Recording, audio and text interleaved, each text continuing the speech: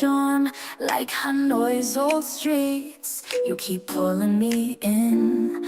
I crave you like morning fur, can't let you go. Tell myself I'll slow down, but my heart says no. I got a problem, and I'll fix it. Riding through psych on your face in my mind. No way I can quit, though I know I should try. I'm lost in the thought of you, and I know this much is true. Baby, you're my coffee addiction. I'm so caught up in you, can't find my way, but I love it. And it's all because of you, all because of you. And it's all because of you, all because of you. And it's all because of you, all because of you. Never get enough, the sweetest rush. Dream of you by the Saigon River every single night. Your smile's like the lanterns glowing in Hawaiian's light. No, I should stay grounded, but you're pulling me high. My heart's on a motorbike, chasing you till I fly. I got a problem, and I'll fix it. Riding through the markets, your voice in my head. No way I can quit, though I know I should try. I'm lost in the thought of you, and I know this much is true. Baby, you're my buy me a midnight addiction. I'm so caught up in you, can't find my way, but I love it.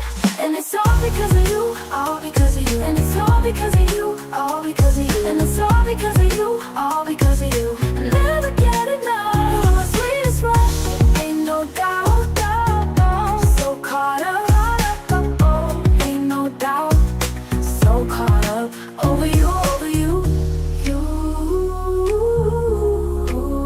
Because of you, and it's all because of you.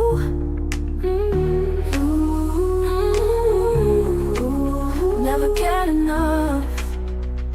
You're my sweetest rush, and I know this much is true. Baby, hey, you. I'm on me calm sunset addiction. I'm so caught up in you, can't find my way, but I love it. And it's all because of you, all because of you. And it's all because of you, all because of you. And it's all because of you, all because of you. Never get enough.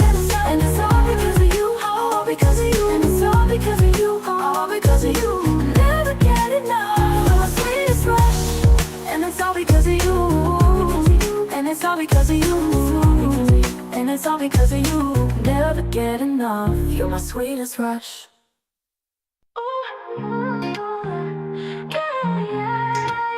All we do is chase the road, baby. All we do is chase the road, yeah. Yeah, Vietnam's got my heart, girl. Let's ride till the sun comes up. Pat my back, hit the streets, I know it's calling me. Motorbike through the chaos, your smile's my only key. From Saigon's neon lights to Hoi An's lantern glow. Every mile I'm with you, girl, that's all I need to know. Riding through the rice fields, wind in my face is true. Every turn, every town, I'm lost in thoughts of you. Phone stalls at midnight, we share a bowl, no plans. Yeah, your laugh's my compass, guiding me through this land. All we do is roam, yeah. All we do is chase the road, yeah. From the delta to the hills we go. All we do is live this nomad life. All we do is roam, yeah. All we do is chase the road, yeah. Every night another town we flow. All we do is live this nomad life. Long Bay at sunrise, your eyes outshine the sea. Backpacks light. Who we looking at? Hey guys, welcome back. Let me get that in. There we go. Holy shit. How's it going, man? It's been a while since I've seen you guys on here. So after, don't mind the mosquito bite there. After a lot of people asking, what the fuck, man, where's the travel at? I switched everything around. So hopefully you guys are enjoying the content. I'm re-uploading everything. Not re-uploading, I'm reposting and uploading a lot of older videos. So you're probably seeing stuff from like years ago randomly show up. And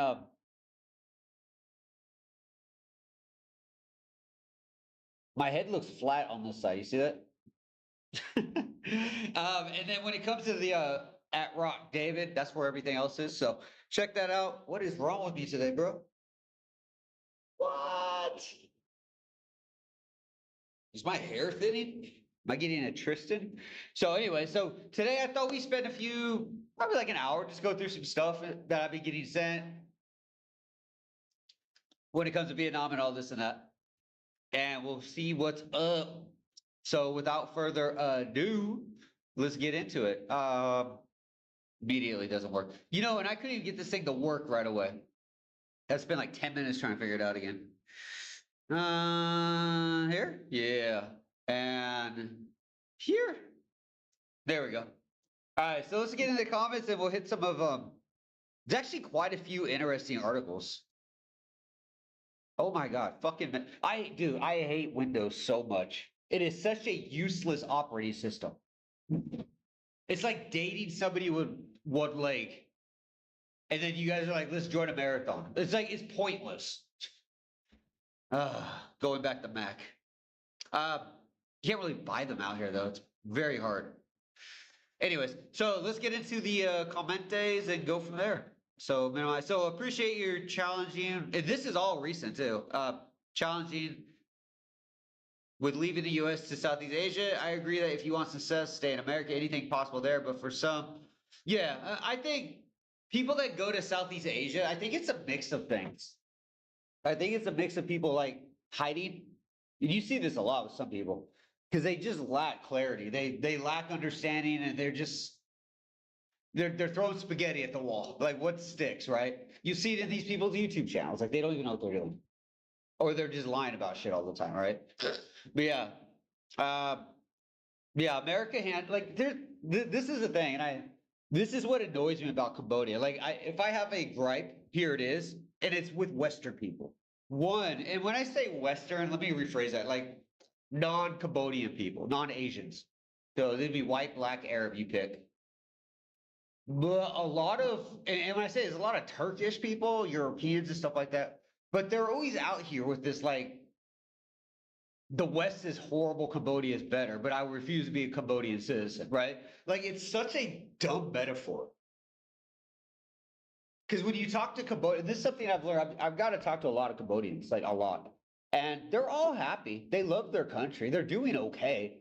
But they would give their left leg, again, back to the leg jokes, to be an American or European for that opportunity, right? So when I see a lot of these people like saying, "Oh, America's bad," what's better? Like, seriously, what would be the substitution for America? China? Thailand? Cuba? Argentina? Canada? Like, seriously, anything. Pick something. Because all these countries, including America, has problems. But it's just such a weird thing. Cambodia is a great country. Vietnam is a great country, but you don't want to be a citizen. Fuck no. Because it sucks. And we're going to talk a little about, because I've been getting a lot of emails from Vietnamese people about all the laws that are changing right now in Vietnam that is royally destroying the people of Vietnam on so many levels. So we'll talk a bit about that. But yeah, if you want opportunity, America, I mean, why is everybody going there, right? You think about it, the borders of America were wide open for like 3 years during the whole Biden fiasco, right? Everybody in the world was trying to get there. If they opened the borders to Vietnam or Cambodia or fucking, I don't know, Africa, pick a country, Canada, any of these countries, it's not going to be the same magnitude, if any magnitude at all. Like, people are fleeing to France and Europe because of it's a Western culture and the freedom. Really, I mean, Europe is a questionable place, but it's way fucking better in South Africa. Like, I've never met a South African that raved about how great their pizza is and how free they are. You know what I mean? So it's a very interesting thing. But I hear this a lot in Cambodia. It's a lot of people out here that just hate America. And a lot of them aren't even American. That's like 80% of them aren't even American. They're just like the CIA. Like, they're all like Candace Owens's and The View. Like the flagpole keeps getting pushed back and they just keep making shit up. If you show them facts, oh, that's fake news. I'm like, bitch, it's from France. You know, like, it's a weird thing, man. It's very weird. But yeah, America's definitely probably the better. I don't know what would be better. What's a better country? And when I say country, like, it usually comes down to the government style, like capitalism and socialism. Everybody that thinks socialism is good is very confused. Socialism is the key to the door of communism. Communism sucks. Well, I don't know if you guys have ever lived in a communist country, it sucks. And if you look at mass, it always ends up with the same style. Like the most deaths in the world came from two groups, communism and what is that book with that prophet? Yeah. Laos is way better than Thailand. No. I kind of replied to it, but yeah, Laos is a great getaway country. I would never live in Laos long term. Fuck, I do. It's too boring. It lacks all modern stuff. It's a beautiful country. The people are so nice. It's an amazing country. Like 10 out of 10 country to visit. But to live there, I'd give it like a 2 out of 10. And this is the crazy part. There's a lot of Lao people there. A lot of the Western people that retire there because they get married, get the visa. They all go to Thailand like 1 to 5 times a month just to kind of see the world again, right? Laos is a great place, man, but to live there is a very different topic. Yes, bro, back in Don Det. Yeah, Don Det is the spot, actually. How about Latin America? Is an inside scoop. This is some Canada's own shit. Inside scoop told me. Man, Indonesia, no, fuck no. Indonesia is a very, very high Islamic nation. I've been there a couple times. I did not enjoy. Outside of Bali, it's very different. I was not a fan of it. I don't care about, like, and this is the cool thing about having a passport. If I don't agree with a country, I don't have to be there, right? That's why I'm not there. But Indonesia, like, no. Malaysia, maybe, because it's got a mix of like Indian, Christianity. I don't mean to get religious with it, but there is a correlation. If you don't see it, you're ridiculous. But Indonesia, no, I don't know what this inside scoop is. No. So I don't know. Like I see Pete a lot. Like no hate towards Pete, but I just don't. I grew up in a Vietnamese Chinese household. I'm not trying to stay in Asia because I have yellow fever. I'm not trying to stay in Asia because I want to live cheap. You know, I'm here for family. But this whole like, can I go to Taiwan? You know, like this army, what's that army travel guy, right? He's always doing that. He's always trying to like find a cheap spot to hide because he's broke. And he doesn't know what to do and he's hiding from something, right? Like I don't want to live that life. And places like Taiwan and stuff, they seem like great countries. I've talked to quite a few people out there. I know some Taiwanese people as well, and they love it. I know 2 YouTubers that live out there as well. They actually have their ARC. Well, not ARC, they're residents now. They've got past the ARC card. And they say that one of them lived in China for 9 years. They're like, dude, it's the same thing. It's just they're way more calm. It's a way calmer country compared to like China. But they both laugh. They're like, if Vietnam annoys you, Taiwan will annoy you a little less, but you'll still get a little frustrated. Hey, there goes the internet. That's another thing about Cambodia. The internet sucks out here. Even using 5G on my phone is like a hotspot sucks.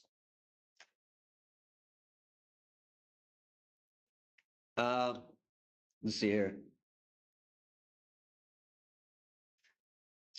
Let me see if this is working, because now I'm just getting shit. Hold on. Annoy you a little less, but you'll still get a little frustrated. Hey, there goes the internet.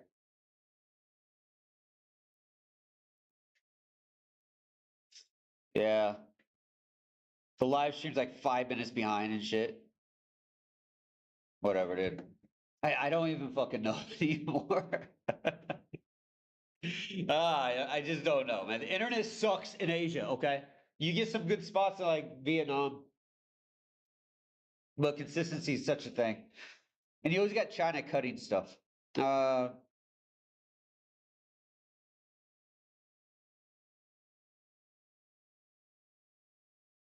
Next video right about someone told me about America is opposite. It's offers anyone who's willing to take part work in. I grew up. Oh, these are older. Okay.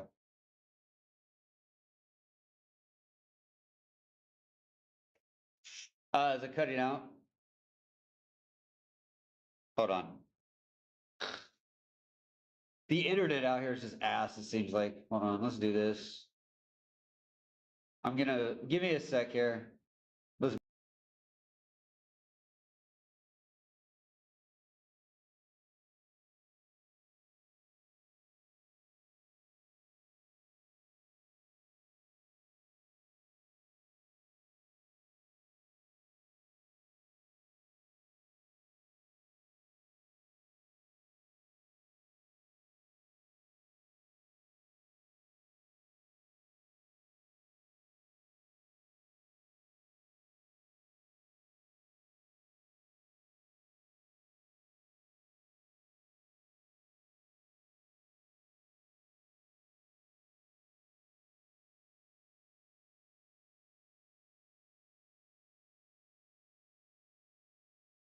All right, sounds better, I guess. I don't know, man. What do we got? Let me know if that's better. All right, so what do we got here? So these are some things sent to me. Filipino YouTube, Philippines. Review, yeah. Another shill. Vietnamese. Dude, this is becoming a big story right now. I'm getting Vietnamese people sending me a lot of these videos of Vietnamese being deported from all over Asia or all over the world, sent back. This guy's from America, deported from America. Oh, this is that mother. So she was like 8 years overdue on her visa. She had 2 kids and she kept robbing the store. So they deported her.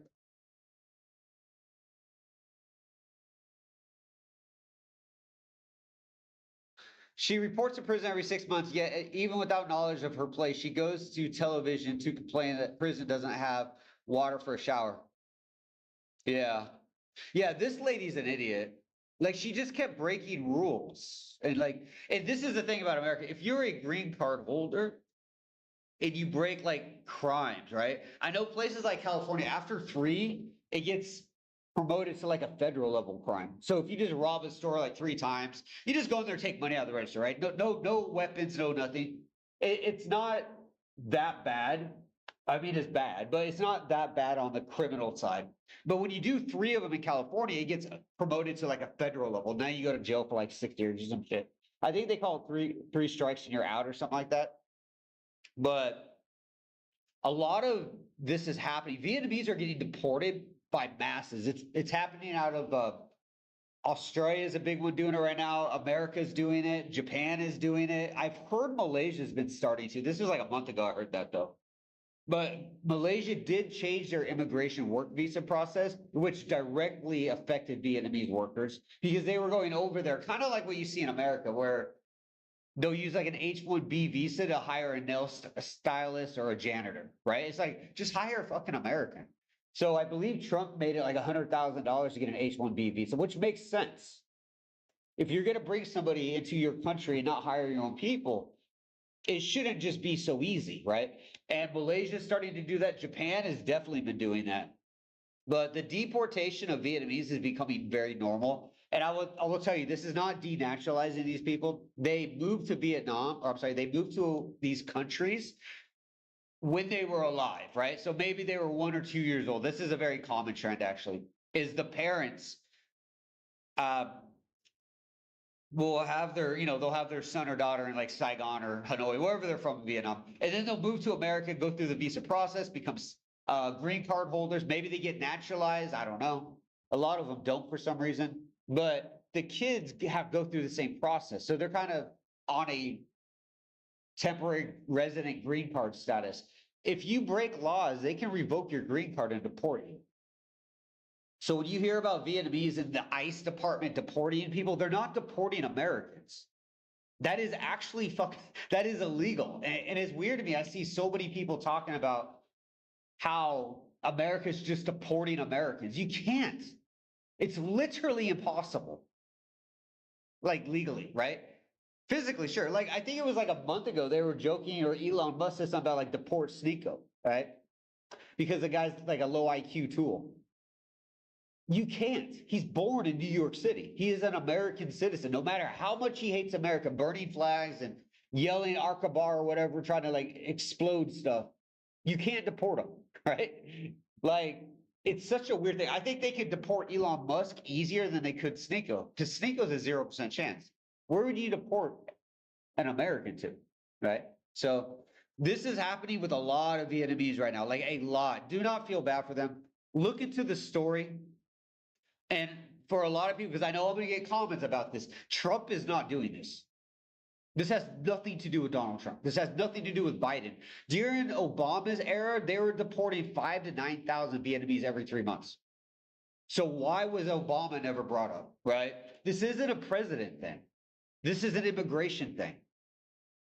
These people are breaking rules in a country. Imagine this, and this is the crazy part I don't get. If you're in Vietnam or Thailand and you just start robbing people, or you go there illegally, or you start abusing their I don't know, immigration status, or you overstay your visa, or you steal money from the government and send it back to your home country, don't you think you should be deported? You know, because I see a lot of people on like these Vietnam Reddit sites talking about how like, oh, the stupid American broke a coffee shop, or is that an Australian, right? You should be deported. Oh, this guy punched a taxi driver. He should be deported. Yeah, okay. But what about these guys? They're breaking federal crimes, right? Like in Japan, the crazy part about Vietnamese in Japan is they literally are 85% of break-in robberies and assaults. 85%. They're 0.3% of the population. Yet they cause, if you get your house robbed in Japan, just yell out Xin Chao. Most likely, they will respond in Vietnamese because they're Vietnamese. It's such a crazy thing, man. But yeah, I wouldn't feel bad for this stuff. I got sent like, it was like 10 or 12 of these. They're breaking the rules. Do your research. Don't just be like, ah. And this is actually, I actually watched this. This one's interesting. So this is a Vietnamese that was in America illegally transporting creatine. You know what I'm talking about? Got arrested. This is his second time in jail. He was in jail for like 2 or 3 years for the same exact thing. This guy's not American. He's on some like visa, a Vietnamese citizen.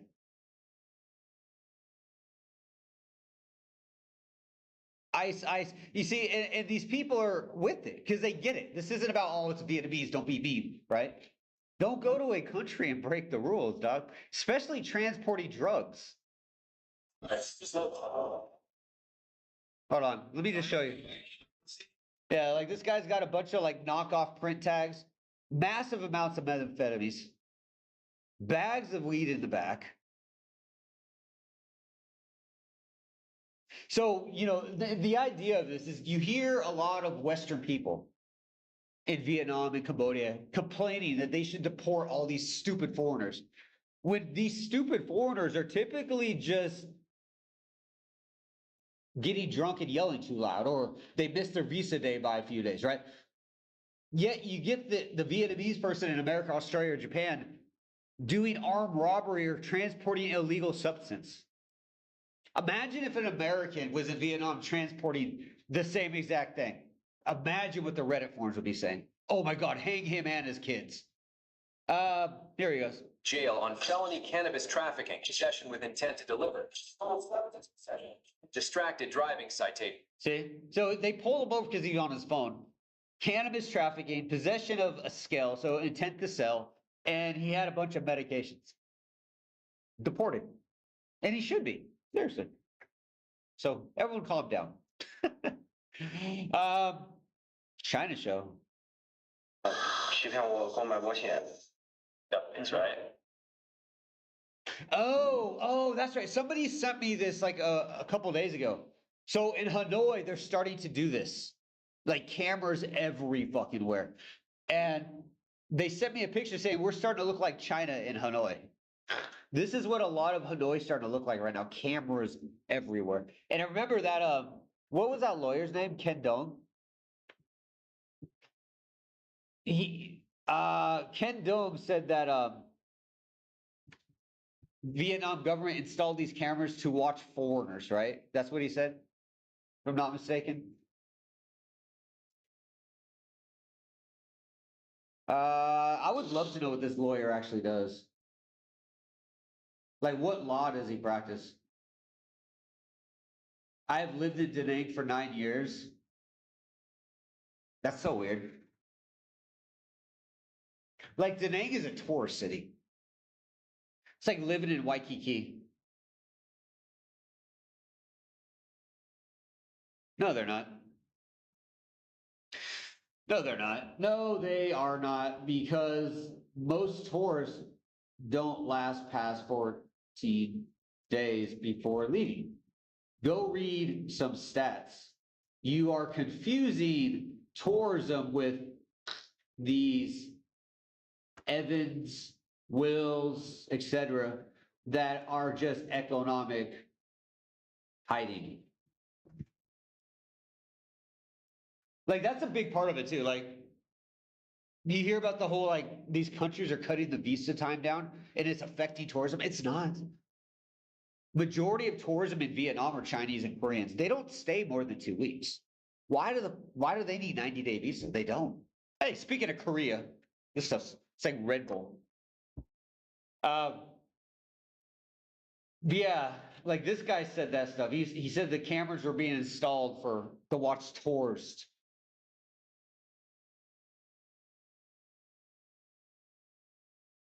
You would think this guy was, I don't understand what he's a lawyer for, though.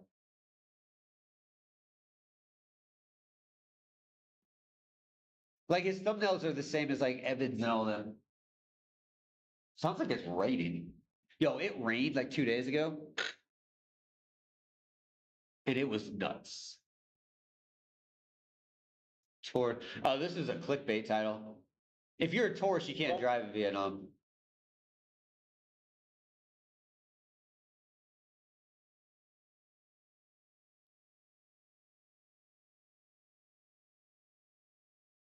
They are asking 100K VND directly to the officers whose passport, whose stamps, huh?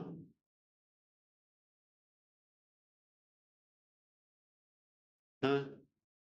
Yeah, it's very weird. Like his comment section is very weird because it's a lot of shills or very confused people.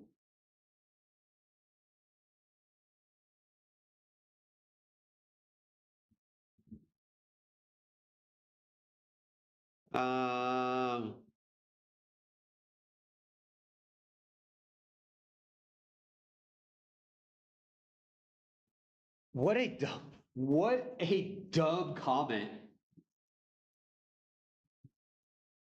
Vietnam needs tourism. It doesn't need your type that marry 20-year-olds or visa run.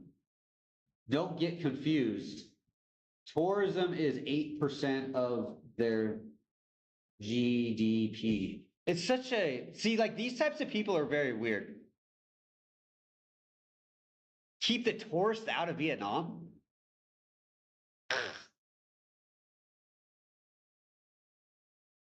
Yeah. Oh, you know what? I actually was talking to somebody. So we did a live stream on the other channel, like, well, a week and a half ago, I think it was. I was talking about the 50cc. And the intent by the government to allow 50cc without a license was intended for students, like high school kids, secondary kids, because they don't get licenses, but they drive those e-bikes. I've heard, go ask your favorite fucking lawyer that doesn't know anything. But the government might start reducing that as well. And the idea behind it is if what they will do is pull over students if they need to, and they will say, show us your student ID. If they have a student ID, they say, have a good day. If they pull over a foreigner that does not have a license nor a student ID, they might just take the bike. This is speculation. This has been talked about within a few spots that I know, but will it happen? I don't know.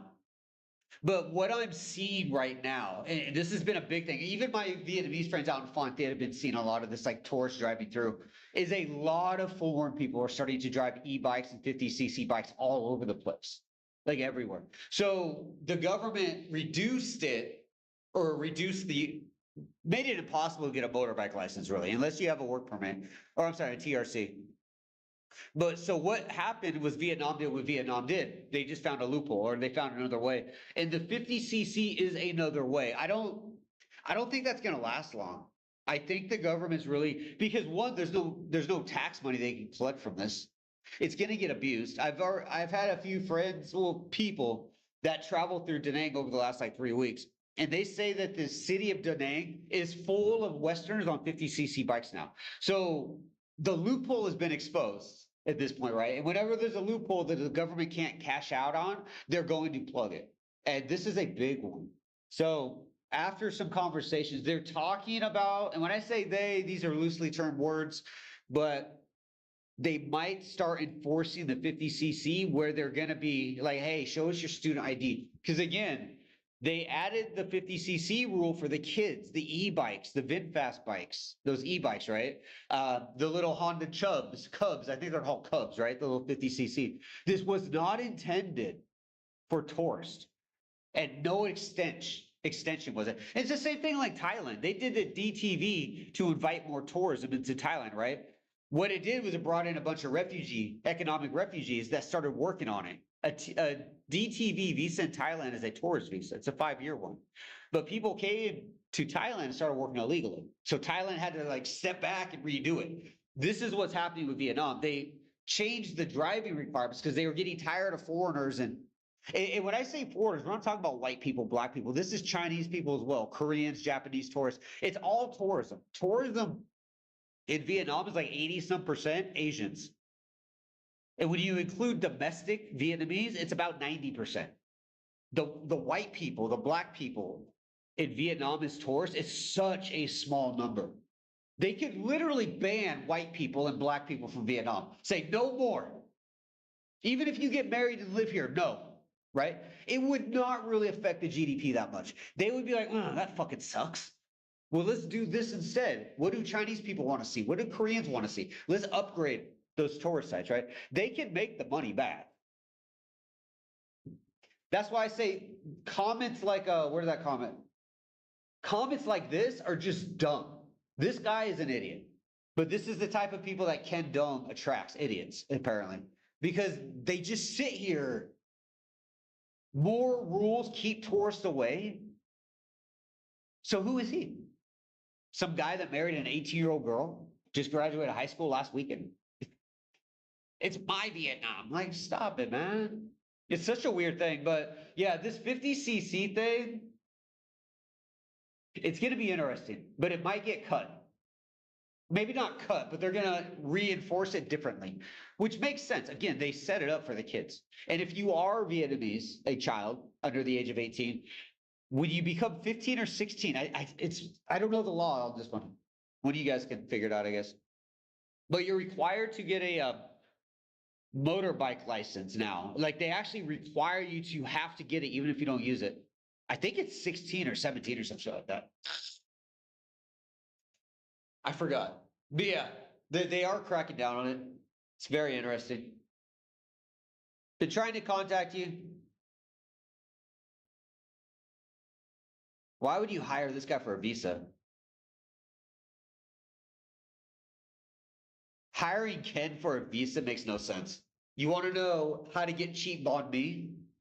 Watch this video. I don't know, man. I know people give me shit about like insulting. I don't insult nobody. I'm generally curious what law this guy practices. Because he doesn't know the decrees very well. He fear mongers. He'll take a decree and turn it into a fear factor. Like he did it with the Decree 89 or whatever it was, where the government redid an administrative update saying if you overstay your visa, these are the processes that immigration does, right? That's all it was. He did a video how they're going to deport all Westerners for acting stupid. Like this guy is not very smart when it comes to like the law. That's why I want to know, what does he do? What is his practice in? Because it doesn't make sense. And then when he does these videos, they're not even accurate.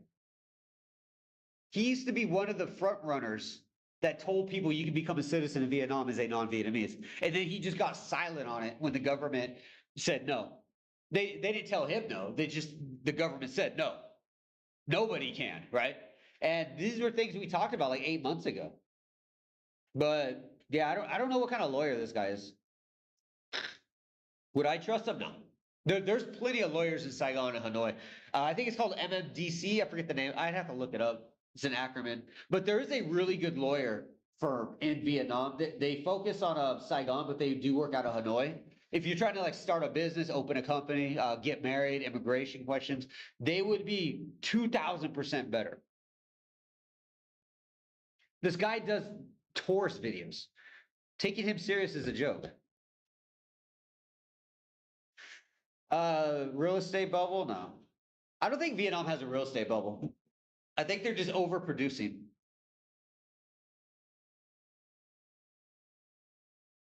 Why you should never move to Vietnam. Who is this? I'm leaving. I moved to Da Nang, met my wife, our childbirth. These are always funny videos.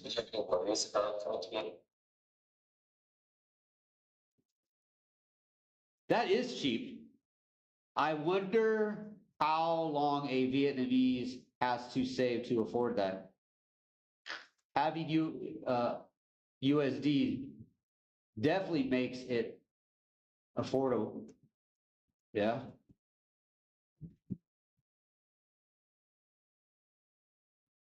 Yeah, that's just these types of videos are weird to me.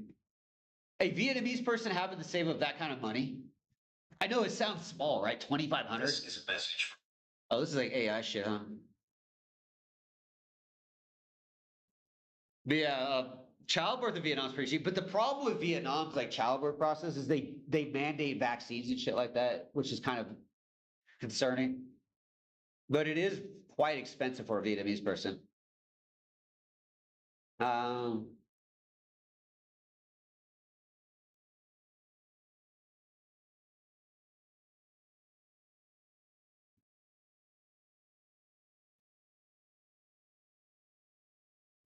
Yeah, right here. So he dated this girl, bought a house with her after they got married or something, and everything had to be in her name, of course.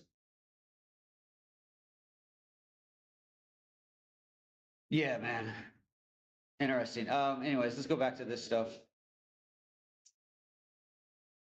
What are these? Yeah, this is false. There's been a lot, like you guys see China, right? You see these like people, like these Westerners going to like Shanghai, talking about how perfect it is. Meanwhile, China's underwater right now. They enslave Muslims and they have human rights violations out of the fucking ass, right? Then they bring in like these rando tourists, be like, hey, everything's perfect right here. Vietnam's starting to get this. These are on Vietnamese forums. Like Western people, like promoting.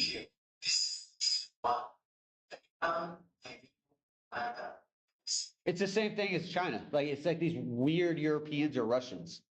It's safer than the Western country. Like, bitch, you can't afford to go to one. This guy, another guy, he's just a shill.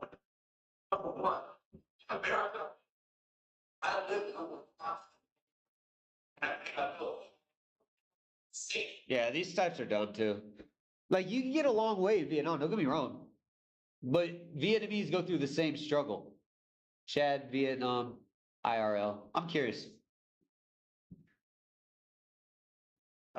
Chad, Vietnam, IRL.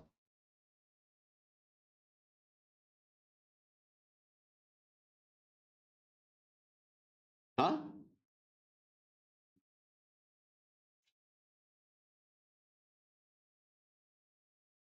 Oh, that's stupid. She's actually a very big shill. It's interesting. If you're doing healthcare, go to Thailand.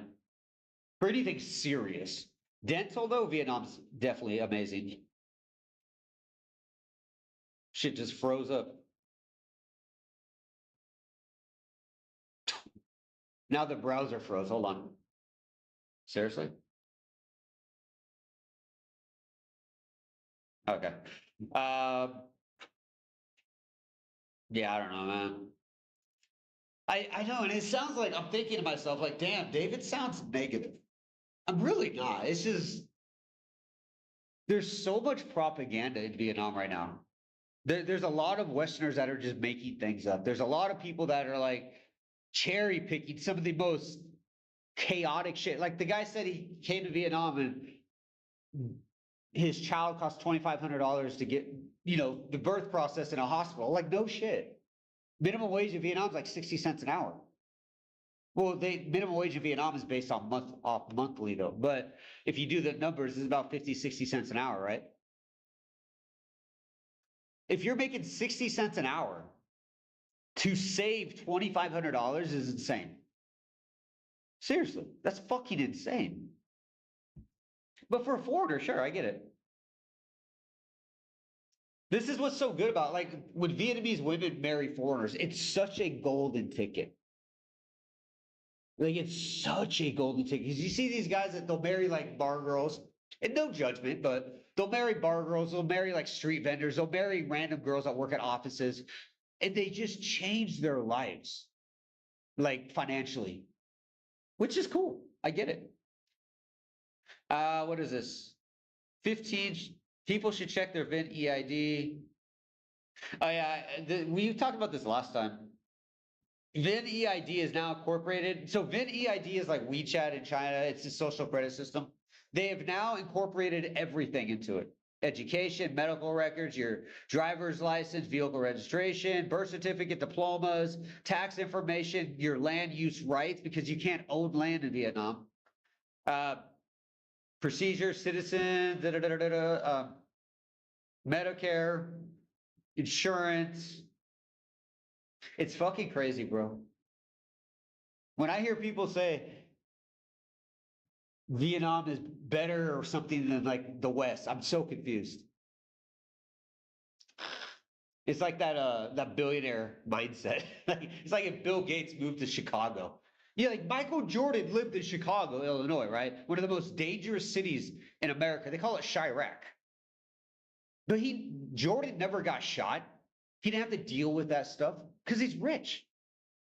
His house was gated, right? So when these foreigners come to Vietnam, they are the Michael Jordans. They are the Bill Gates. They're rich. You don't have to deal with this stupid shit. Because things like crime and stuff in Vietnam are way up.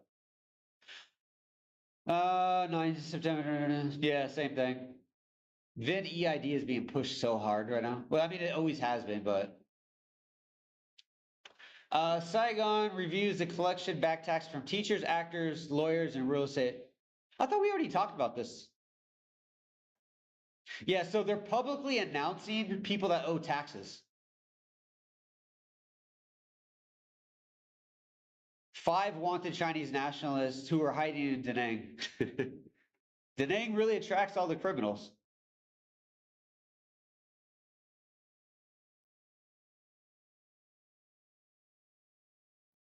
I never understood the obsession with this Blackpink. It's like yellow fever or something, right? But yeah. It's crazy. You think about the lawyers. Decree 109 removed the right for lawyers to freely practice without getting fucked with, right? And now they're auditing lawyers. Feel bad for Ken. His job is cooked. The Ministry of Education is seeking opinions on removing it. Jesus Christ. Vietnam keeps making their education easier while they sell grades. Like, despite what people think, Vietnam's education is some of the worst in Asia. It is, they spent the first 5 years learning to worship Ho Chi Minh in the government. I'm not even exaggerating. That is what it is. Read their literature books, their art books, their history books. It's all about the same. They don't talk about the start of Vietnam and global economic crises like wars and shit like that. They talk about the government and Ho Chi Minh. That's all they learn about. Like, I remember I saw this book in grade 1 where it was a literature book or something like that. It was a poem on how Ho Chi Minh cried for the South because he was trying to save them, but they hired the Americans to fight him. It's like, what? That's literally not what happened. But it's all propaganda, man. It's disgusting. But last year they removed English as a mandate to graduate because it was too hard. Now English efficiencies went down. I think it was beginning of last quarter, right? Yeah, April. But the university stats for English efficiency went down like 30% because kids don't need to take the test anymore. They don't need to study English. Like, these are just all future factory workers. I hate to sound mean, but this is where the government's putting them. Think about places like China. Like, the education in China is worship Mao and Xi and shut the fuck up. You go to places like Thailand, even Cambodia is very, like, they have not a lot, but they have a good amount of critical thinking, education, free thinking. As long as you don't disrespect the kings, the country's kind of like, learn. Let's build, right? You're not allowed to do this in Vietnam and China. No. Like, these kids are fucked. Now they're taking away more stuff. Is funny. And I'm sure they're doing it because it's too hard. Like, this is one misconception of Vietnam. They say Vietnamese are some of the hardest studiers when it comes to education. They're not. Vietnam, in fact, has some of the lowest overall scores in Asia. Vietnam students that transfer to Canada have some of the lowest scores of all immigrants in Canada. In Japan and Malaysia, they typically work the lowest paid jobs, factory migrant workers, right?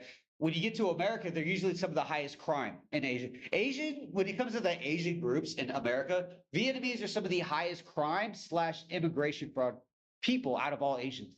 I think India is number 1, and then China's number 2 or some shit like that. Isn't that crazy? There's a common denominator going on right now. Yeah, then from last year's school, approximately graduated from junior high school. Yeah, I don't know, man. Vietnam is fucked. If you want to make a stronger, better country, you improve your education. You make opportunity. You don't dumb them down. So this is all in Vietnamese, by the way. This is not an English website.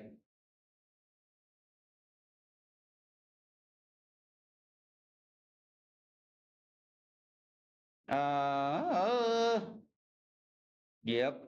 That's the thing about English centers too, is English centers are a business. They expect their students to stay there for like 10 years and never learn the language.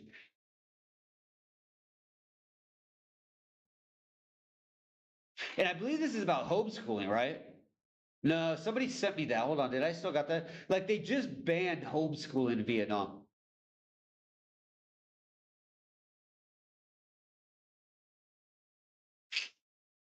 All these Facebook posts, bro. Yeah, they banned, I think it was last month, you can't homeschool your kids no more in Vietnam. It's illegal. Didn't America, like what, during Obama's time, pass a law where you can send your kid to any high school you want? Free choice or some shit like that? Vietnam's like, you can't go any fucking where but here.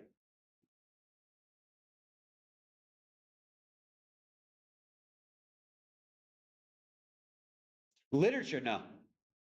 Literature is Ho Chi Minh and worshiping the government.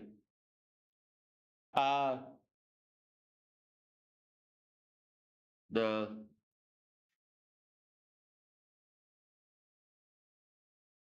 To make English a second language, there should be an exam. Yeah.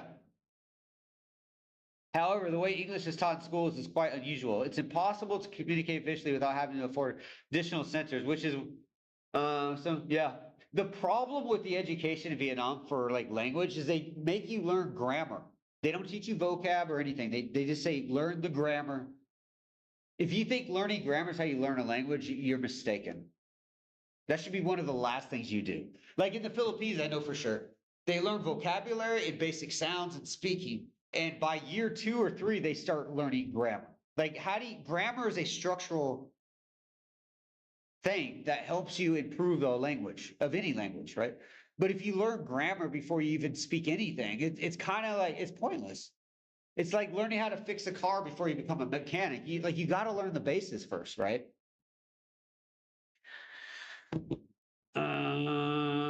Yeah, I don't know. Vietnam's pretty cooked with education. Like it's really bad, but it doesn't seem like anybody. At least medical's cheap. Give me a sec here.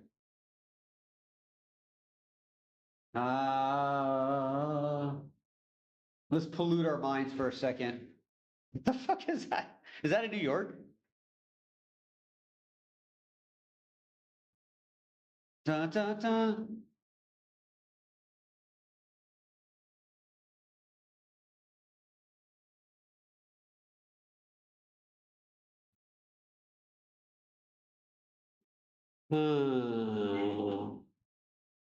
Lao Cai. This is where the China's doing their bridge or train.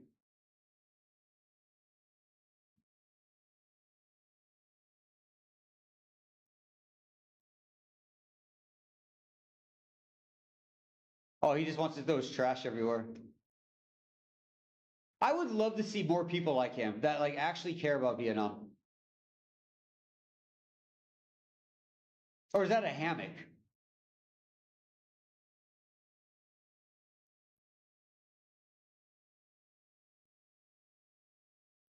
Oh. As attempts to pay tribute to deceased 18-year-old college student, local authorities have attempted to shut down and throw away flowers. But this is what China's doing. Holy shit. I don't know if you guys remember, there was what is it, like 4 months ago? There was a flood where it like flooded an underground tunnel. And it was something like thousands of people like were deceased. And people left flowers, and the local police threw the flowers away and barricaded it so you couldn't see it. Like they literally were trying to hide what happened. So that's what Vietnam's doing now, huh? It's very interesting. 4.9.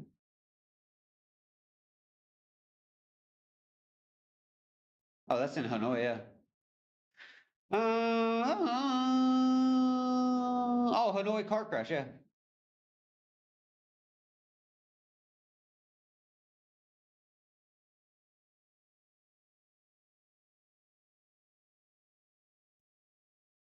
Oh, here it is. He's a government official. So yeah, that makes sense. If a government official harms somebody, they will cover it up. I don't care if you're in China or Vietnam. The development of Bui Vinh, does that even exist? The best way to meet people, go outside. I'm the fake taxi driver.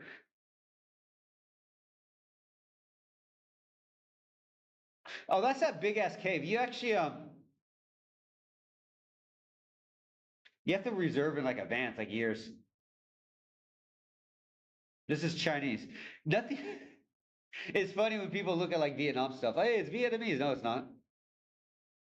Mr. Beast. What, these gems? They're potatoes, bro.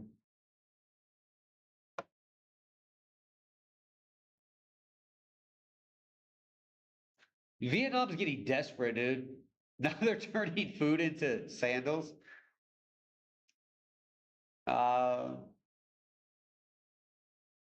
Yeah, that's interesting that Reddit's calming down. It used to be so loud. This is interesting, dude.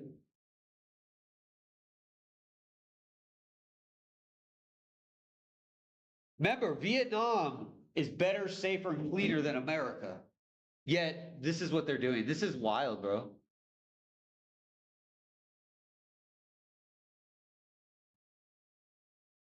Yeah. And again, the guy that apparently ended the life of this student was a government official. So it's not, yeah. Vietnamese National Assembly Representative 14 term. Deputy. Oh, he's the guy you would have saw on TV. Yeah, they're going to cover that up.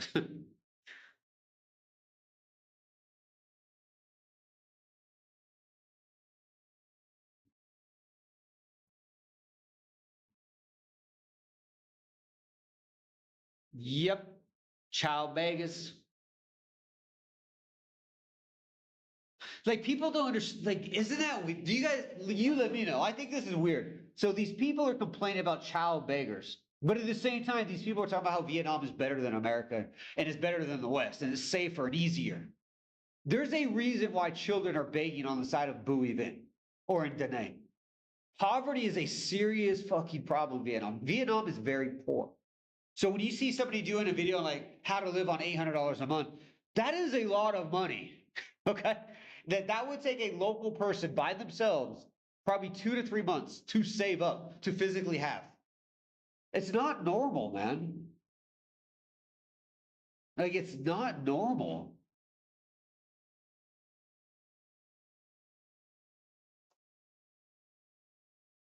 Yeah.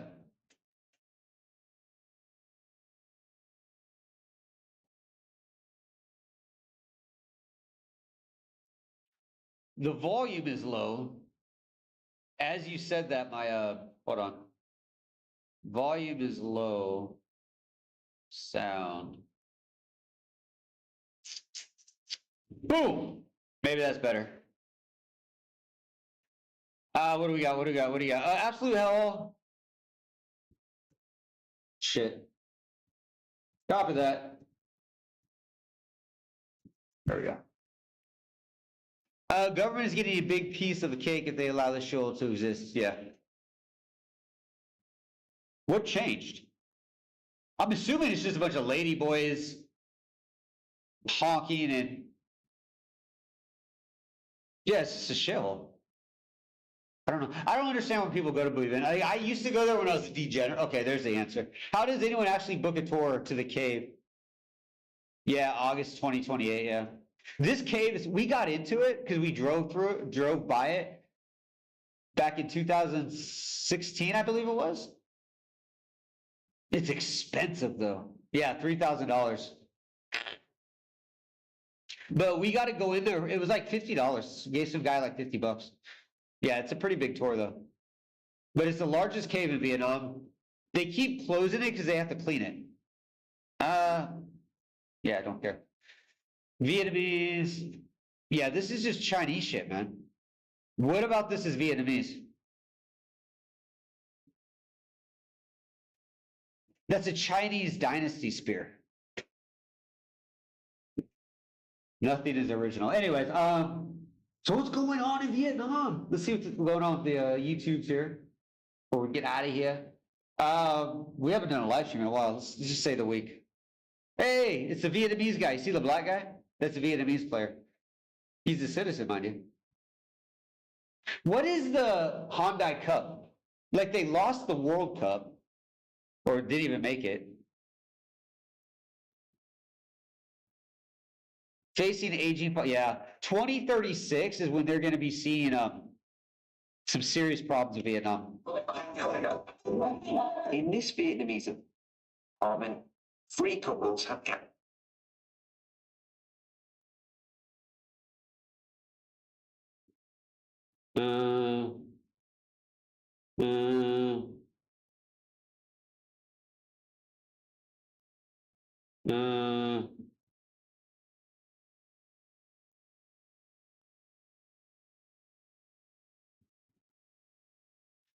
Stop with the birth rate BS. Let women decide. I don't think that's the point, you idiots. Like, I don't know. I always hear these, like, they happen in Korea, they happen in Japan. I don't think this is like forcing women to have children. Like, it's a serious concern. But when it comes to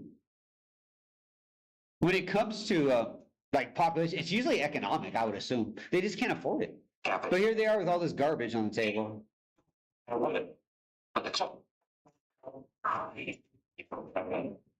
But it's just getting expensive though. Like Vietnam is not a cheap country for a Vietnamese person.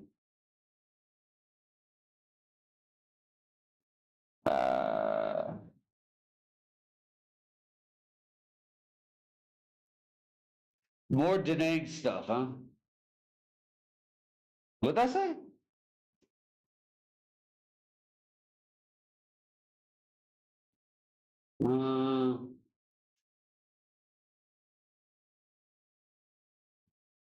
Yeah, there's nothing going on.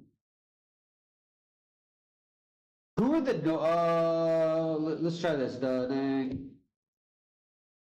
Yeah, just like randomly speaking, like there's not a lot changing in Vietnam. The laws are pretty much doing what they are. Yeah, there's really not a lot going on. Shop like a local. Will is still here, which is interesting to me. Da Nang. Yeah, there's like nothing going on anymore.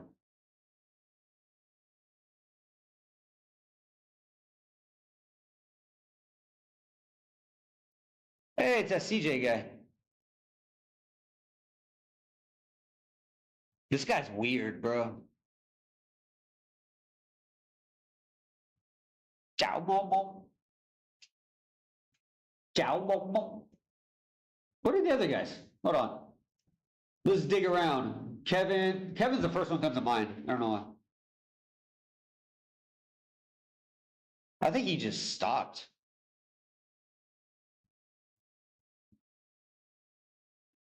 Yeah, he's still in Da Nang. Interesting. Enoch comes to mind.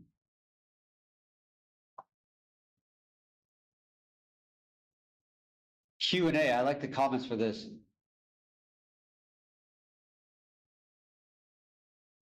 Oh, that's cool, man. Met his cousin in Vietnam.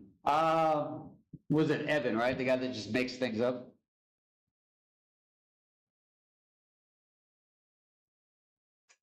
But This dude is so unhealthy I looking. almost didn't. I almost, This building, where'd it go? Oh. Portugal.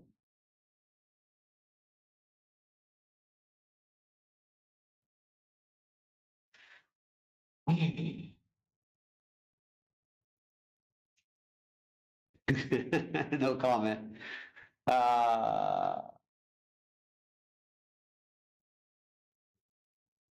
Yeah, I don't know, man.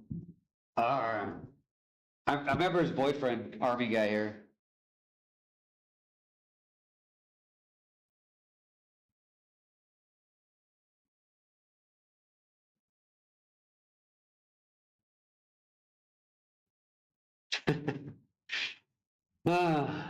Good job on the 50 views, bro. What is this? Da Nang deserves much better.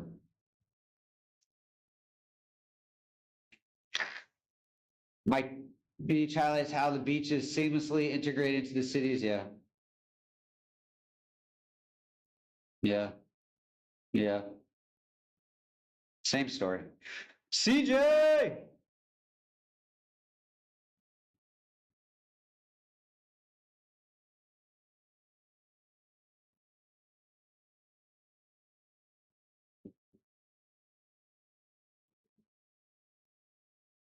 Vietnam apartments like the generally cannot be legally.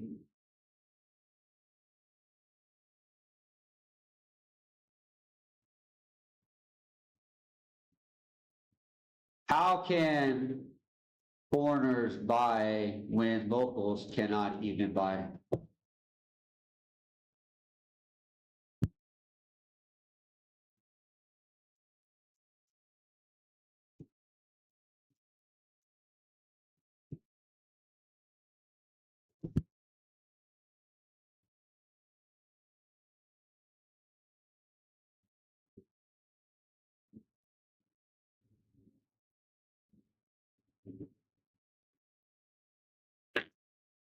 That's interesting. This has to be a foreigner. I don't know. Yeah, I don't know. This guy's always doing like This one's, how to like live, travel, I guess. But.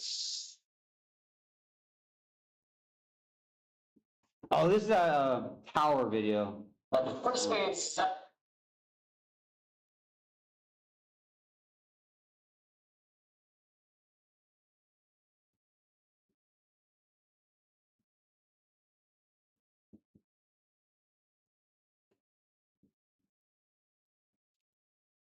Yeah, nothing, man.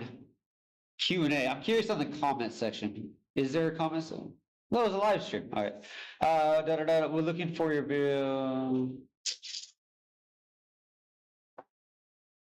Yeah, man, we'll probably have to start moving on to Cambodia and stuff. US Global Mail regarding payment issues. US Global Mail. That's what I use. Yeah. I've never had problems with them. US Global Mail is like a digital mailbox that you use abroad. He still uses an American SIM card, is weird.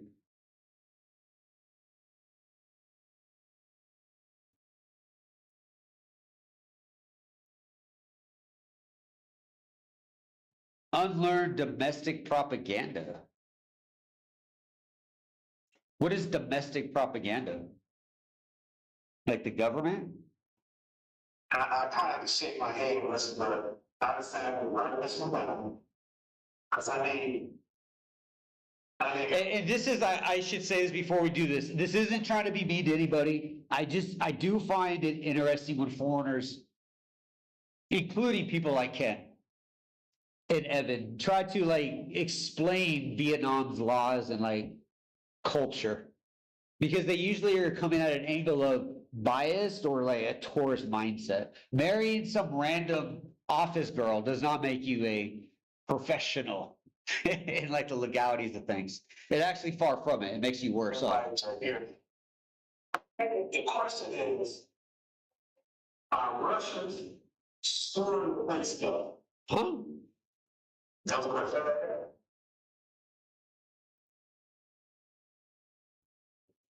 A Russian. Now I see why he said it was stupid.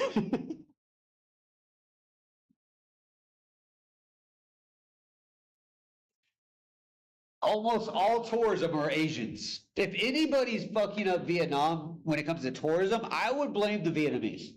Domestic Vietnamese are a horrible tourist. Like Chinese come to mind as number 2, and then India maybe number 3, but it's very loose on that one because they're not that bad, honestly. Like I know you see India and they're chucking poop at each other, but they're not that bad in Vietnam. I've met a lot of them, and there's a lot of them in Hanoi. But I would say definitely Chinese and Vietnamese tourists are so bad for Vietnam. Are Russians storing place stuff? One thing you can understand. Yesterday, and you know, we were relaxing. So was in the economic performance to into the trouble that I over me. But if not trouble, I said, well, my sense, they don't have a little way. Not in other cultures and other countries outside. But because you find out, and you will find out, that's happening in your country, that all the stuff that you can talk as a child, all the stuff that you can train as an adult, is propaganda. The country will think that it is the best thing since sliced bread. No one should beat them. Funds above them. No technology is above what's going on in our country. When you get outside the country, but what Shaman says, wow, I was alive too. And guess what? I don't know, man. But that's not only true here in our country. It's true in the rest of the world. I know a person knows what really means. In their country, they're going to demonize us, just like our government and our propaganda demonize them. Okay, I see where he's going. It's kind of like don't just judge people because of what you heard. I get that. That's actually respectable. Yeah. But when it comes to like like Russians and stuff destroying Vietnam, those Russians are in Nha Trang and Pho Quoc, for one. They're starting to go up to Da Nang because Nha Trang is getting filled. He has a Russian friend. He could probably confirm this too with his Russian friend. But Russian friends I have, mostly Ukrainians though. A lot of them are saying the war is starting to calm down, so they're starting to leave Russia. And Vietnam is a highlight spot. They allow Russians to come here very easily, or go to Vietnam very easily. And longevity is a lot easier. Plus, a lot of them have like uncles and shit that live in Nha Trang. So it makes more sense for the Russian people to come to Vietnam. Plus, Vietnam is a communist country. Vietnam mirrors what China is. China copied the USSR. Understand, majority of stuff that China has as a culture, including rice, mind you, is a Russian Soviet thing. The flag, the military, the chain of command styles, the government styles, the cultural styles, the paganism, it's all from USSR. China just kind of Asiafied it, if that's a word. And Vietnam just literally copied it. I mean, everybody in China calls Vietnam little brother. There's a reason for that. They don't call Thailand that. They don't call Cambodia that. They call Vietnam that because it's the same country, right? It just has the line. That's it. And I don't mean any disrespect in that, but yeah. But his idea of like different, every country, even in America, yeah, they push an agenda. Like a good example of this is like, look at the Vietnam War is an interesting thing, right? Because in America, it was political. But in Russia, it was a dominance. In Vietnam, it was a civil war. In France, it was control, right? You have 5 different entities, Vietnam being 2 of them, that had their own point in the Vietnam War, right? So if you just read about the Vietnam War from the American side, sure, it sounds like America came out with just a bunch of assholes. I agree.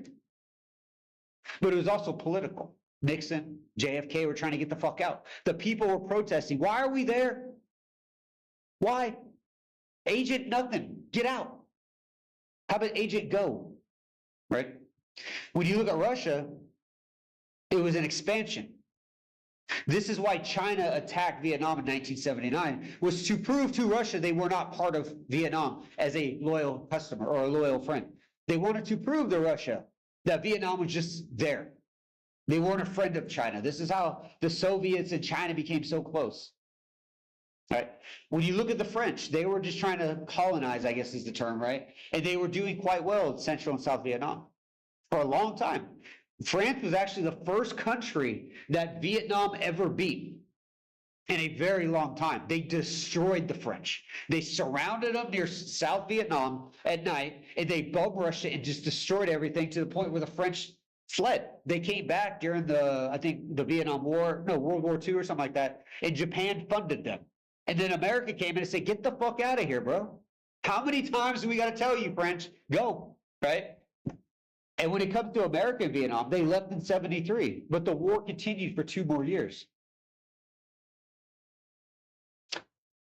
North Vietnam's leaders are they are on the top 10 of communist ending of lives for takeovers. I think it was like 150 to 300,000 South Vietnamese were ended for that unification, right? These are things that you learn when you get to different aspects. So what Enoch is saying is, if you just take your own country and assume that's how Russians are or other people are, it's ignorant. It is, I agree, 100%. But like the Vietnam War is a good example of that because it's such a, like I honestly, when I first came to Vietnam, I grew up in a very different mindset. You know, I had the American mindset of what the Vietnam War was. I grew up with Vietnamese that fled, or uncles that fled Vietnam during the war. Or after the war, rather. They were boat people. They were actually boat people. There's a book called Boat People. She's an aunt of mine that wrote that book. I think the book was written like 1995 or something like that. They hated Vietnam. You seen the yellow and red flag? To this day, Vietnamese in America, Australia, Canada despise the Communist Party. To this day, right? So it is an interesting thing to look into if you like history. Vietnam's a very interesting country because it was a setter field. Because places like Cambodia were heavily communist. Places like Thailand were ran by a king and didn't want nothing to do with anybody else. Places like China were just trying to dominate everybody. Right? Malaysia, Indonesia, they're doing their Muslim thing. For the, pretty much for the most part, right? And Vietnam was kind of in a swift divide. Heavy communism favoring with China. South Vietnam was just this independent, almost like a Thailand thing. Like they were just kind of doing their own thing. America came to help prevent it because they found that Vietnam was a good trade port. There's more to it, obviously. And I don't support what America did. I don't think America should have ever been involved. I don't think America should be in any wars anymore. Like, I think we should just back up and let the world deal with their shit. Taiwan got a problem with China? Good luck. We gave you a lot of guns. Good luck, right? Japan got problems? Good luck. Vietnam getting invaded by China every like 3 years? Good luck. Right? Like, fuck it. But then what would happen? Right? Like, we can't just say fuck it. So it's a very interesting mindset, and I just don't see I get confused when I talk to people about this. And that's the thing about Cambodia is there's a lot of people, not like Enoch. Enoch actually seems like he's got his head on straight. I like this guy. But there's a lot of like, what do they call it? Trump disorder syndrome or something like that. And I don't favor nor disagree with Trump. I really don't give a shit. But I will ask questions. Oh, Trump's a racist. When? When's the last time he popped off that N-word, right? Like, Biden said you're going to be in chains if you don't vote for me. You ain't black if you don't vote for me. Hillary Clinton pulling out hot sauce. None of this was racist. Bill Clinton's photo is in Epstein's Island, right? But we're focused on one dude because we're told to. It's such a weird thing. I know this is a weird rant. I think I'm just getting annoyed. in Cambodia, because that's what annoys me about Cambodia. If I'm going to complain about Cambodia, it's the foreigners. A lot of them are just retarded. Like, especially the older generation, they're just stupid. Like, it's so weird. Like, they haven't been in America. Now, I'm talking about the American ones, Europeans, all of them. Like, they haven't ever been in America, or they haven't been there in like 10, 20 years. And they just sit around all day complaining about Trump or the CIA. Sure, there's problems, but Jesus, dude, move on. You're not going to go back. Who gives a fuck? Become a Cambodian. Do the citizenship shit, whatever. Right? They won't do that, though, because Cambodia is a heavily communist country. Cambodia is not fun for the people. But again, if you have a passport, Vietnam, China, well, maybe not China, Vietnam, Cambodia, Laos, great countries on those passports, on that USD. But anything past it, this is something that like Pete's talked about on the comment section we look at sometimes. Is he, where'd it go? Let me find it. And this is, again, this is nothing against Pete. I value his input. But I do find sometimes it's very honeymoon phasey.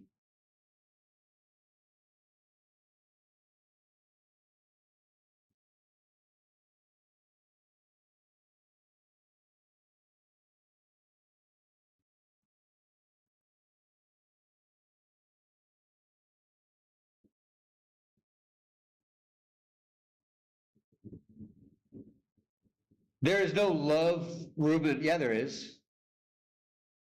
Promise with Renee. I'm curious, actually. Hold on. Let's go over there. Like, the love hotels were actually created for Vietnamese. Promise with Renee.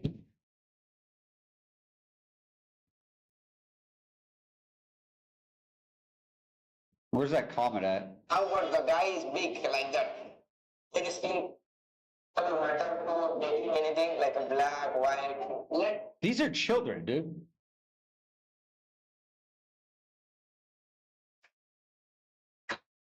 Say one thing. The guy is funny, he's nice, but These are children. okay. Yeah. You look beautiful. Do your boyfriend. What? You go for Yo, what the fuck? Bruh, you're interviewing children about dating and saying they cute. This video is very wrong, man. That's disgusting, bro. He's interviewing children.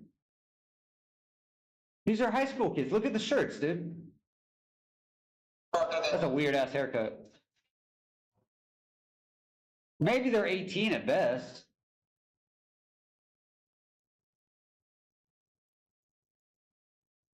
So, that is your turn, okay?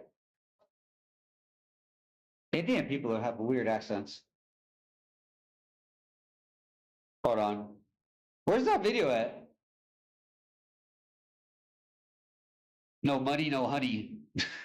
That's such a weird phrase. See, they look older. That's crazy. That dude's interviewing. Vietnam is better than America. If you have an American passport or $, Ho Chi Minh is very okay. Hanoi is terrible. No, see, like this stuff I don't agree with. How is Vietnam better than America?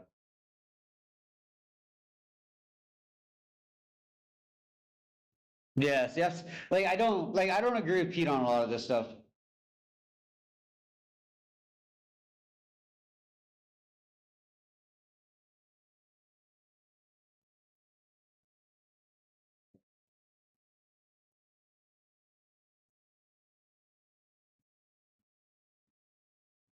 Gatekeepers, but yeah, I don't know. It's an interesting thing, man. So I hope that makes sense. I didn't mean to like really go on about that. That was a long rant.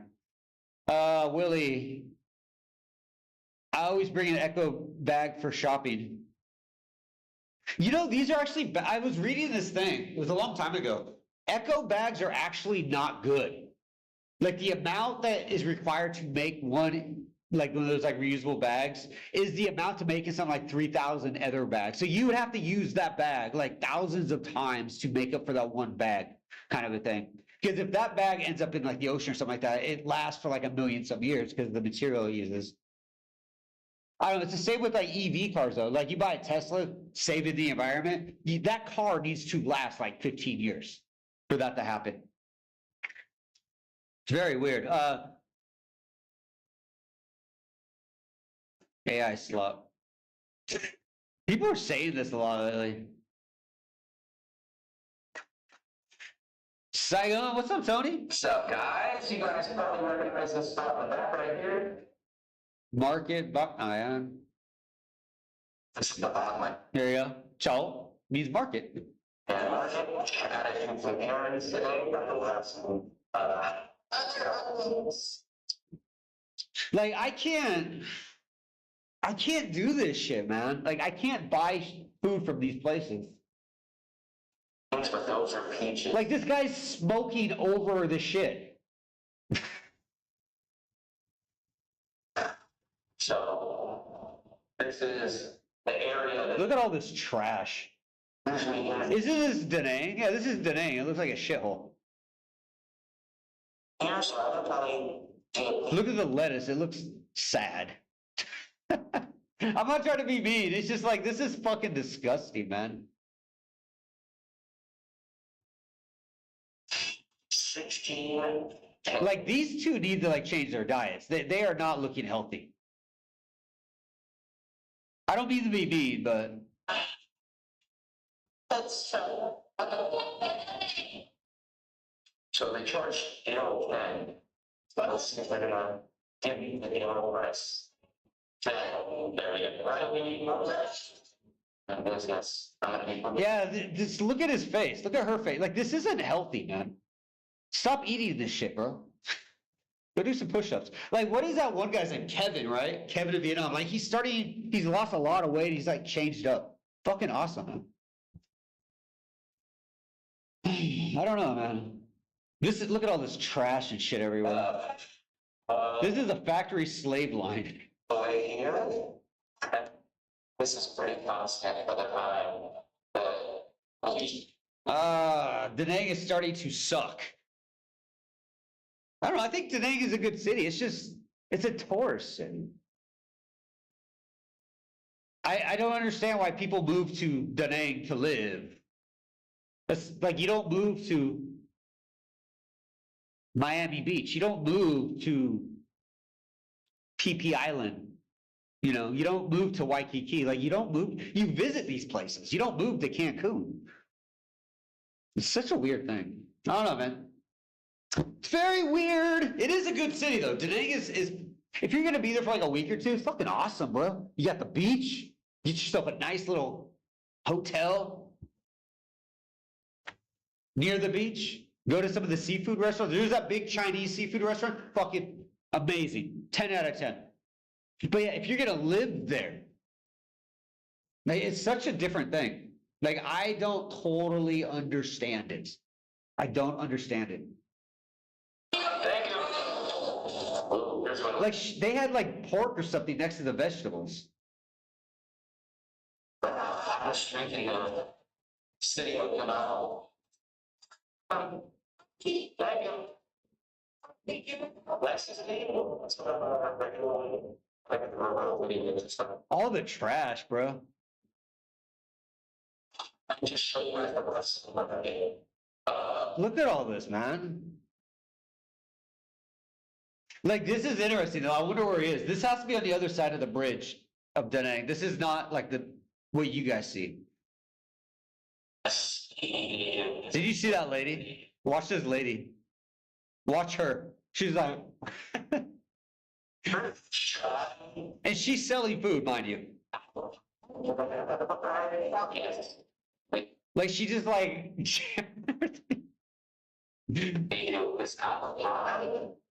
Holy shit! $2 for that? It's pretty. Pretty expensive.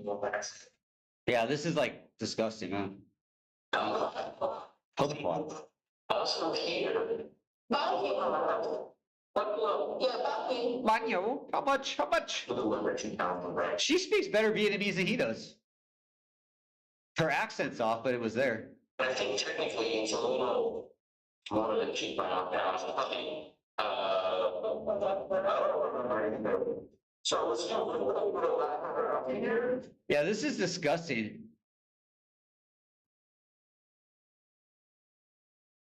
Just meat all over the fucking place. So I forgot what you need. Trash every dude.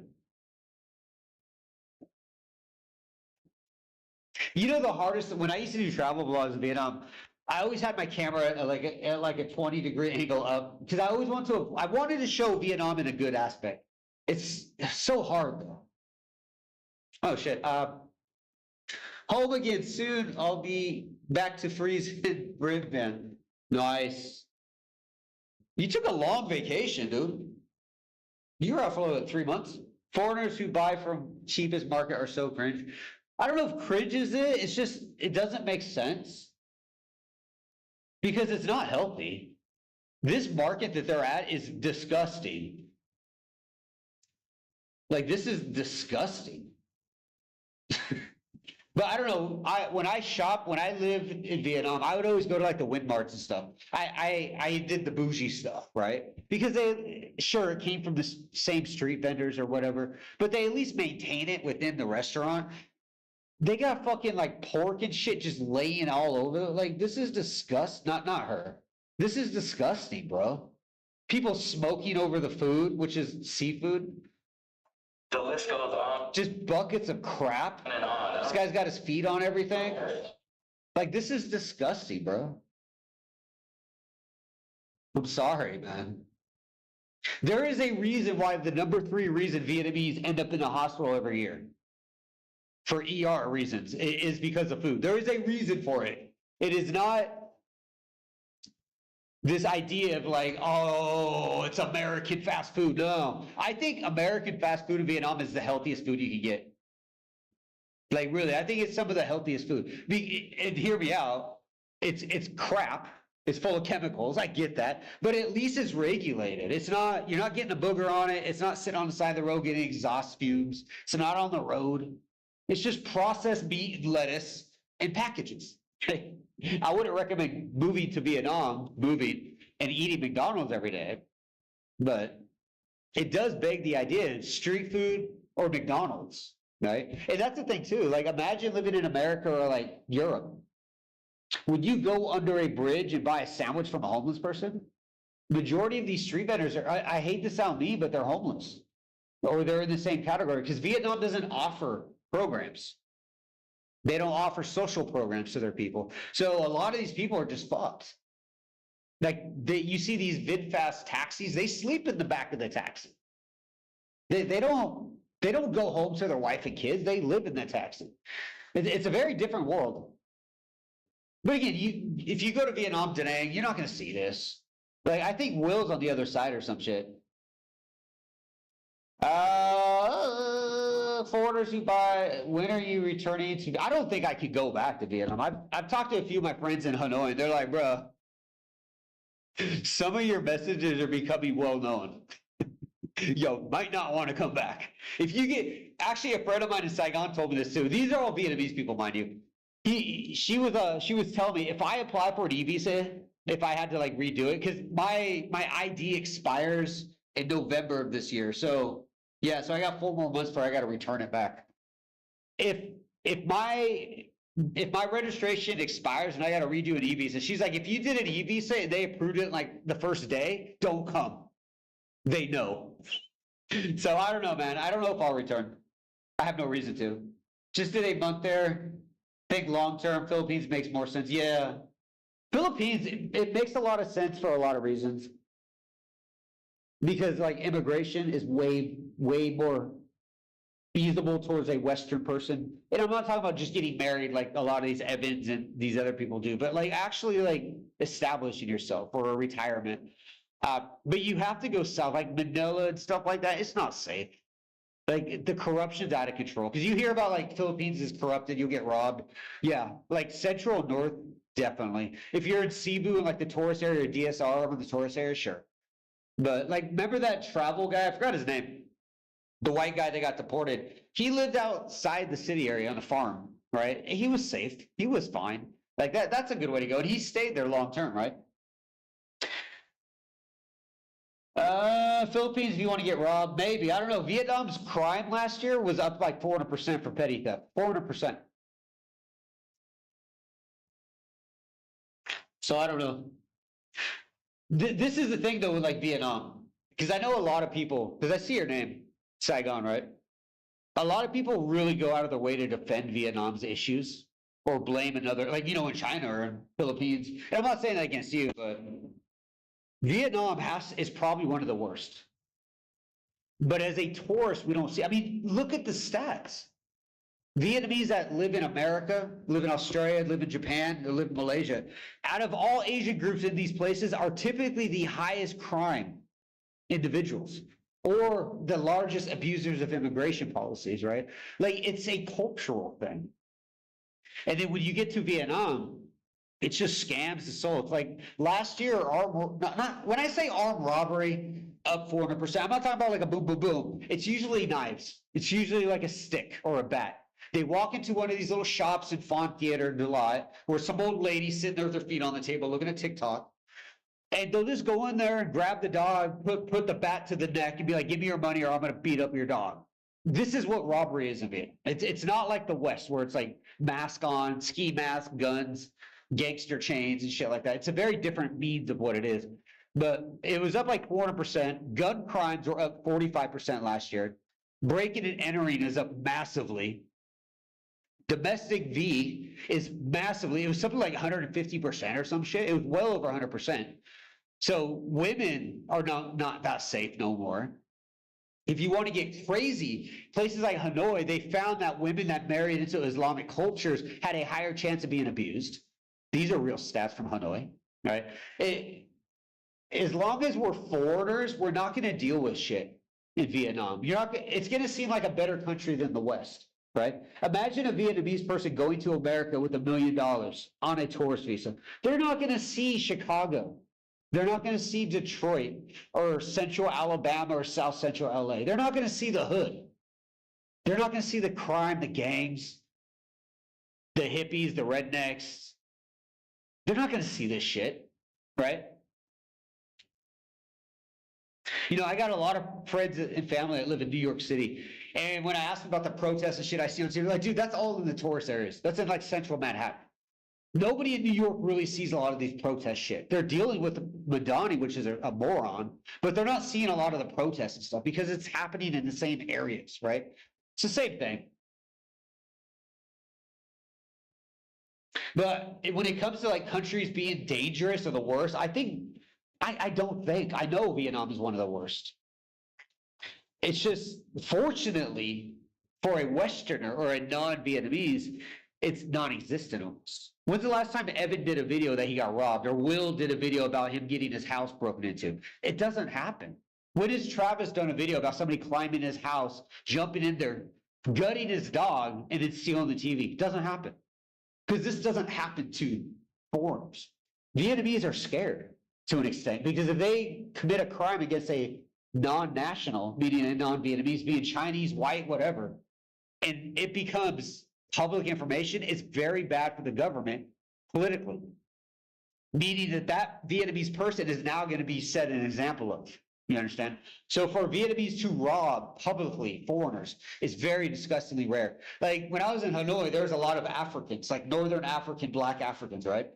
And they would, they go to the street markets in Old Town and shit, and a lot of the Vietnamese vendors would try to cheat them. Where, like $150K for a coconut, stupid shit like that. There's quite a few videos about this as well, like 2 years ago. Some of these Black women, African women, would fight back and say, what the fuck? They would get loud as shit. Immediately, everyone's just like, and it wasn't because she was Black. It wasn't because it was a woman. It was because it was a foreigner. And everyone was like, oh shit, there's a mad foreigner right now, right? And this is how it's looked at in a lot of tourist areas. So for a tourist to live in Vietnam, and I include people that get married, if somebody gets married and gets on a TT visa for a TRC, you're still a tourist. If you go to a random village, you use chopsticks, everyone's gonna be like, you can use chopsticks, right? And it's like, I've been here for 12 years, dude. This is my wife, these are my 3 kids. You know, they're still gonna treat you like that because you never become Vietnamese. No, nobody does. Even Viet Q, the 3 people, they get treated like outsiders. And these are Vietnamese born abroad. And they go through hell. Now imagine being white or black or Arab. It's even worse. But we don't see a lot of that shit. I don't mean to rant on it, but yeah. What are the best part about your stay? In Vietnam? I think the businesses, the family. The motorbike drive, I did it total of 5 times. 1, 2, 3, 4, and then 5. Because we took the train up. But this was back like 2015, 2019. And then 2022 is when I drove down. Yeah, no, I like the pre-Vietnam. I don't like Vietnam after COVID. Because the government turned into a full-on North Korean dictatorship at this point. So now it's not a fun place to be. Some gorgeous Pinoyzo. Yeah, do you find a nice little Filipina with that little Latin in her? Woo! Yep, 3 months. That's cool, man. That's actually a good amount of travel time. Just like get out for 3 months, go back home, get back to work.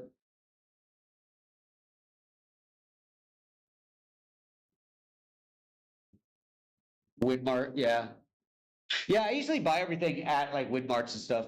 I go to bougie spots because they at least, if you go to a street market and you see the food is wet, it's because they put water in their mouth and they spit it on there. Like it's fucking disgusting. The amount, it is crazy. When you go to these markets outside of the main city areas, like check this out. If you're on Bowie Vin, right?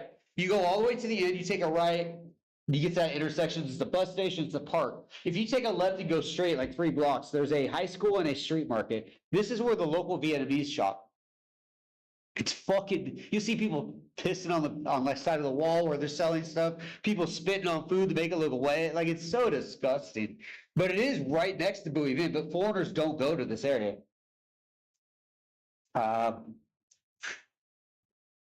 Dude is chilling. Yeah, Will's doing good, man. I got nothing. I got nothing against Will at all. I think he should eat healthier. He's really, because he's only like 30 something, and he looks 58. I like the beaches. I like the bitches.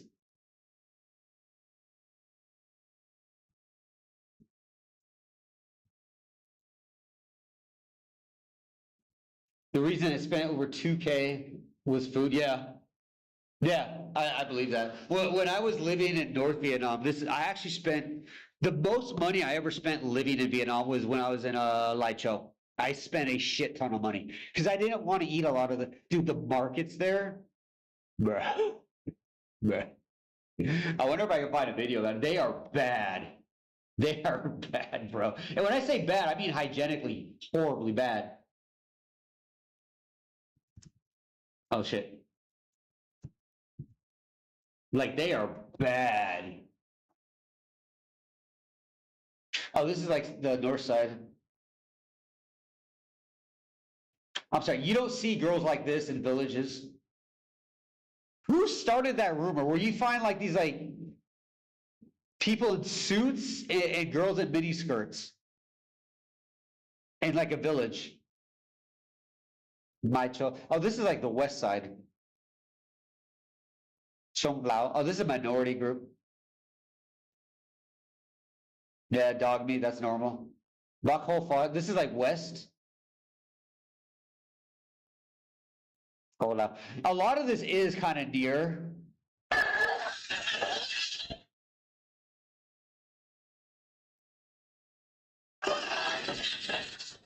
But yeah, this is a lot of what you see. So when I was in Lai Châu, I was ordering food from Hanoi.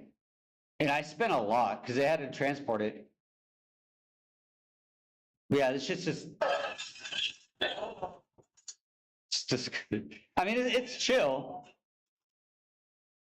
You know, I will say this market is probably cleaner than a lot of Saigon markets I've seen. These are for like good luck. You don't eat those.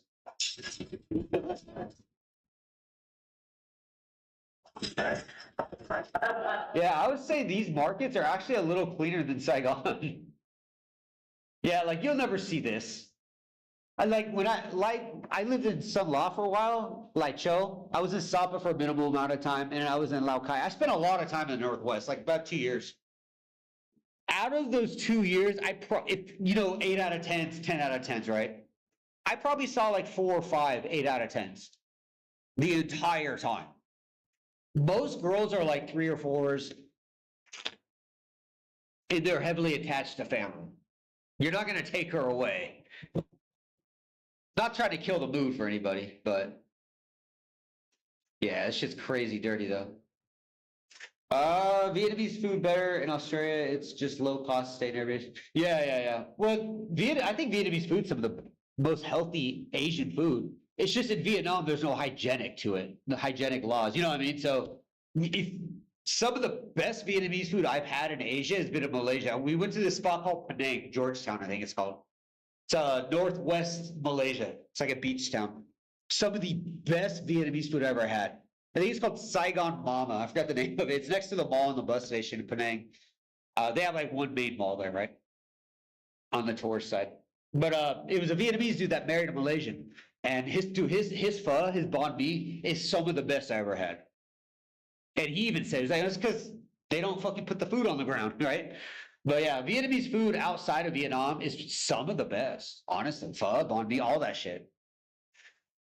Cities are very interesting. Thon Ho, look it up.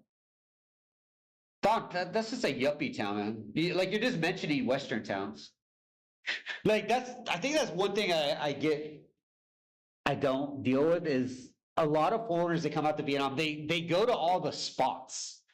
You know, like if you were to visit America, you're gonna go to DC, the Grand Canyon, Anaheim for Disneyland, you're gonna go to San Diego, you're gonna go to Waikiki, Miami Beach, right? But you never really get into the city of like Oklahoma or something like that, right? I feel like people that come to Vietnam, they do that too. They just go to the main spots and they clarify Vietnam based off of that. Which is completely not true. I'm telling you right now, Saigon and Da Nang, and I was going to say Hanoi, but it's kind of a misconception. But like Saigon and Da Nang are nothing like Vietnam. Nothing at all like Vietnam. Nothing at all. If you go south to Camp Tho, and then there's a highway at Camp Tho, which is south of Saigon near the Mekong. There's a highway that starts near the end of the bridge there. Just go down south for like 3 hours. They bear nothing seems Vietnamese there. Like it's a very different world, man. But like these cities are just like, they're tourist areas. Of course they're gonna be normal. Like doesn't Evan live in District 2 or 7? Travis lives in Da Nang, Will's in Da Nang. Right? The world's best food channel, the Red Bandana, he lives in Saigon. Right? They all, District 2, I think, they all live in the obvious spots. Which is fine. But I can't take them serious when it comes to what Vietnam's like. I'm not going to listen to Will Travel on how Vietnam is like, because he has no fucking idea. He knows what Disneyland is like. He doesn't know how California is like, right? Like the metaphor of the idea. This dude did a video a long time ago going to a different town, and he's seen clusterfuck. He had to leave his condo like 3 months ago because they doubled his rent, and he didn't know what to do. He didn't know who to talk to, what to do. He kept looking for condos in the same area. They call this guy the Duke of Da Nang, but he knows nothing. I would take Travis's word over anybody because he actually gets out of these areas. But yeah, I don't know, man. I feel like everyone just goes to the tourist areas and then they start this like monumental, like, I understand. And I'm not talking about you guys in the chat. I'm just saying in general, it's what a lot of people do, which is interesting. I'm in the Philippines. Yeah. Steve, come back town, home to Vietnam.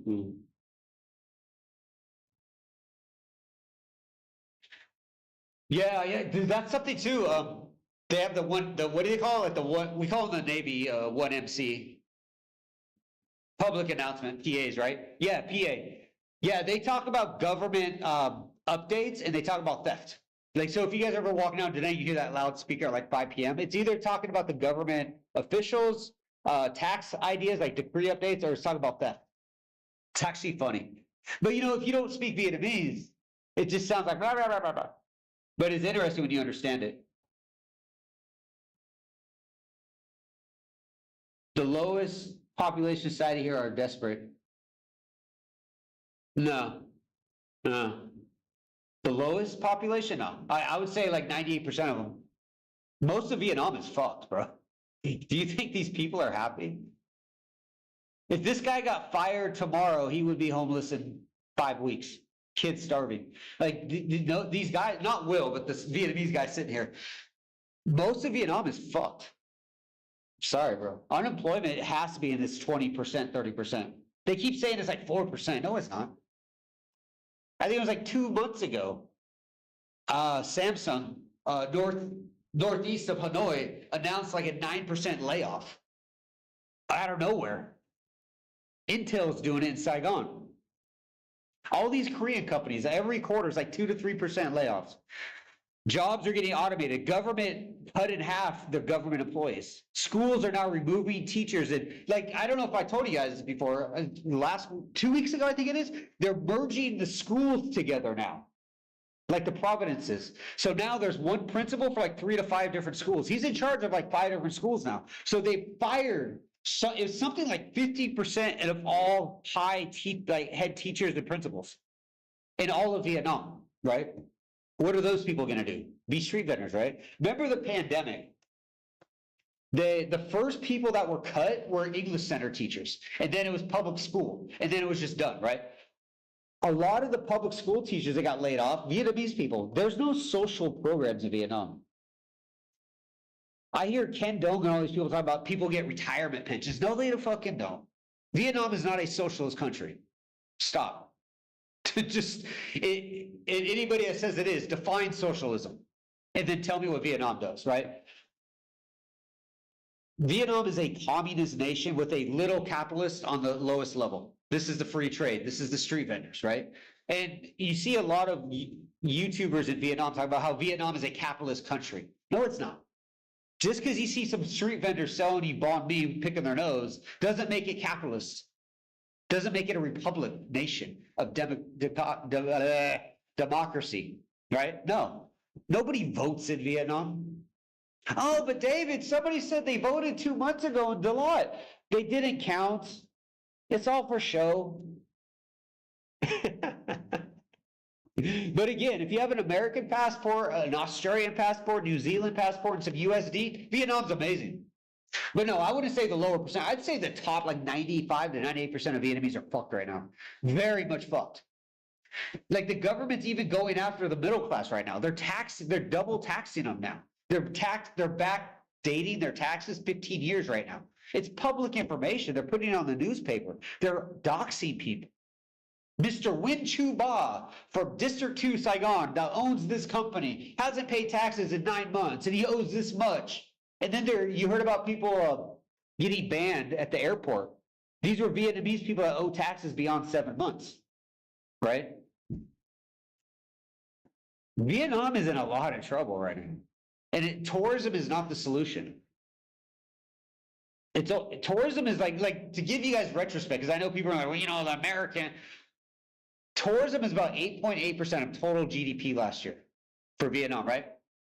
When you account for the white and the black and the Western people, non-Asians, that's 8% of 8%. Majority of tourism in Vietnam is Chinese, Korean, and Japanese, with the sidekick of like Malaysians and Thai people and Filipinos, right?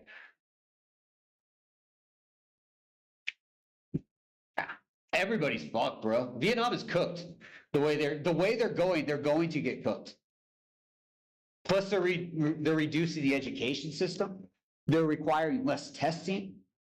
They recently banned homeschooling. They've merged the provinces. Now they're merging the schools. Imagine a high school being ran by one principal, but he runs 5 schools. There's no. His focus is now going to be of a general manager. Like, we need to get high marks so I get my bonuses now, right? Anybody that shills for Vietnam on that caliber of up here, but doesn't know down here, it just, I roll my eyes. Kind of like Enoch said, people like, they hear from their own country the propaganda, and then they go to another country, fork that propaganda. All right? You know, I hear a lot of people in Vietnam go on about the war. Foreigners, like, oh, America, they beat America. No, they didn't. America left in 73. The war continued for 2 years. If you beat somebody in a war, why are you still fighting? It's over. What, you just punch in the air? People don't understand Vietnam. They understand the Lady Boys. They understand Bui Vinh. They understand Da Nang and Mai Tai and all this shit. They understand immigration visas and visa runs. They don't understand anything else. But it's fine though, like no hate. Again, Vietnam is an amazing tourist country. If you want to go have a great time, ask Tony. He was just there hanging out. It's an amazing country, man. But if you're going to live there, the majority of these people are oblivious. That they are stuck in their own bubble. They're not even in a bubble. They're in their bubble. It's so weird. I get threatening emails. I get weird people on my messages that go after me. Oh, I married a girl that worked in the office, so I understand everything. It's like, bro, your girl worked at a Walmart. My ex worked in the Ministry of Finance. That was my connection to the government next to family back home, right? You don't need to be married to know something, but to use that as a catalyst is weird to me. But I don't know, man. We'll see what happens. Decree 109 came out, so lawyers can't even talk. We're starting to see YouTube lawyers just like do travel videos now because they can't even do their job. They're getting audited, which is crazy. Nobody cares about your critiques. They're only interested in South Vietnamese complaints. That doesn't even make sense, bro. That doesn't even make sense. Like I don't know how to deal with Vietnam shills without being rude. I'm gonna be honest. Like I feel like you favor Vietnam without any logic behind it. So I don't know. Like Evan's the same. Will's the same. That Don Johnson's the same. You guys just have like this like bubble. It's so weird to me. You wouldn't say this about North Korea or Cuba. You wouldn't say this about mainland China. But it's the same shit that Vietnam's going towards. Dude, VinEID literally has people's lives on it. It's a central credit system. AI shit everywhere. More cameras than people almost, right? Vietnam shills confuse me. But you know, you see like the Chinese shills, so I don't know. I don't know, man. I don't hate Vietnam, but I'm not gonna lie about it. Anybody saying Vietnam is safe and better than America, they don't know what they're talking about. Go do a video where you just interview 100 Vietnamese in their own language and look how, that would be a fun video. Evan can get his wife to walk around the streets. Hold on, walk around and interview Vietnamese people about their lives. That would be interesting because you guys would see something very different. Go to Facebook. Join some of these Vietnamese only Facebook groups. Nobody's happy, dude. Nobody. So when you or anybody glorifies Vietnam while ignoring the problems, it's just gaslighting. It's pure gaslighting. I don't get it because the government's not really paying anybody. There's actually 2 YouTubers that get paid by the government in the last couple of years to do what they do. And nobody in this chat is them. So I don't get it. Like you get these types of Russians. You can see people walking, drinking coffee in coffee shops. You get these types of Westerners. This guy does an entire video about America's a shithole. Vietnam is better with his American passport and money. Like none of this makes sense to me. None of it makes sense to me at all. Even look at the street. This guy isn't even Western. He's like Russian or something. It's so weird. Steve.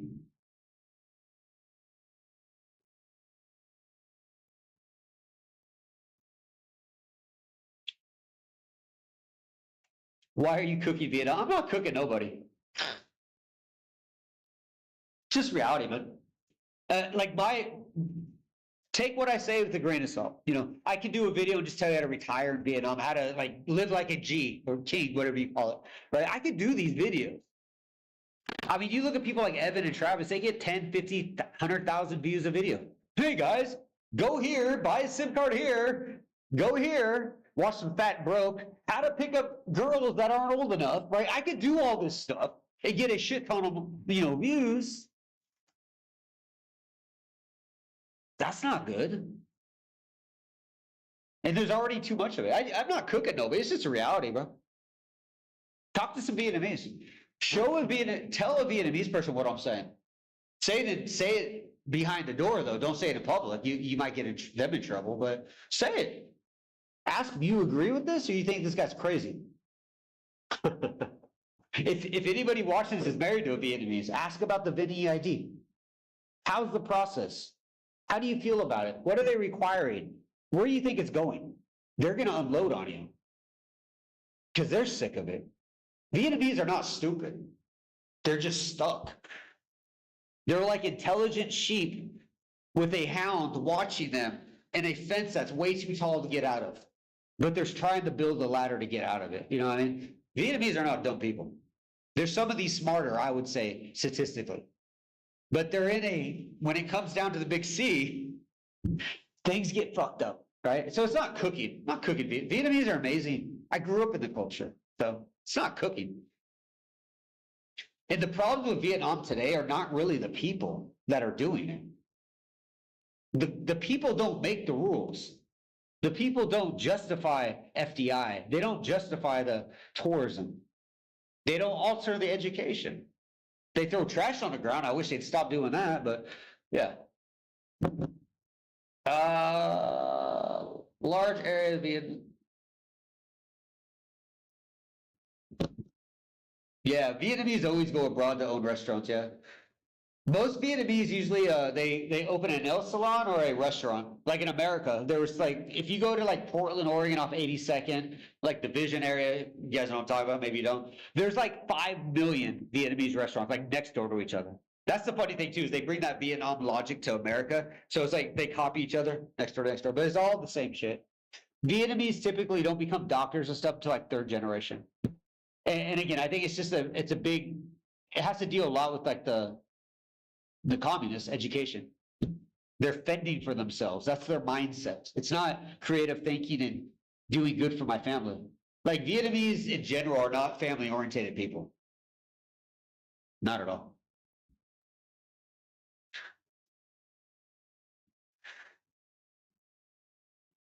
Vietnam does not have to do, like Saigon, I think you're just like very misinformed about a lot of things. There is no wealth tier in Vietnam, bro. They're deleting the middle tier. The lower tier is like 95%.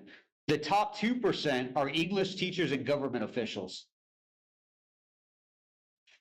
You know, somebody with the name Lam owns 2 houses in Santa Monica, and one of his children goes to OHSU. Is that what it is?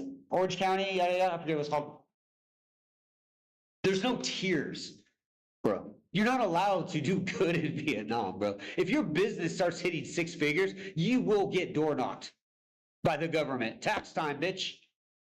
They're already doing it, man. There's no tiers.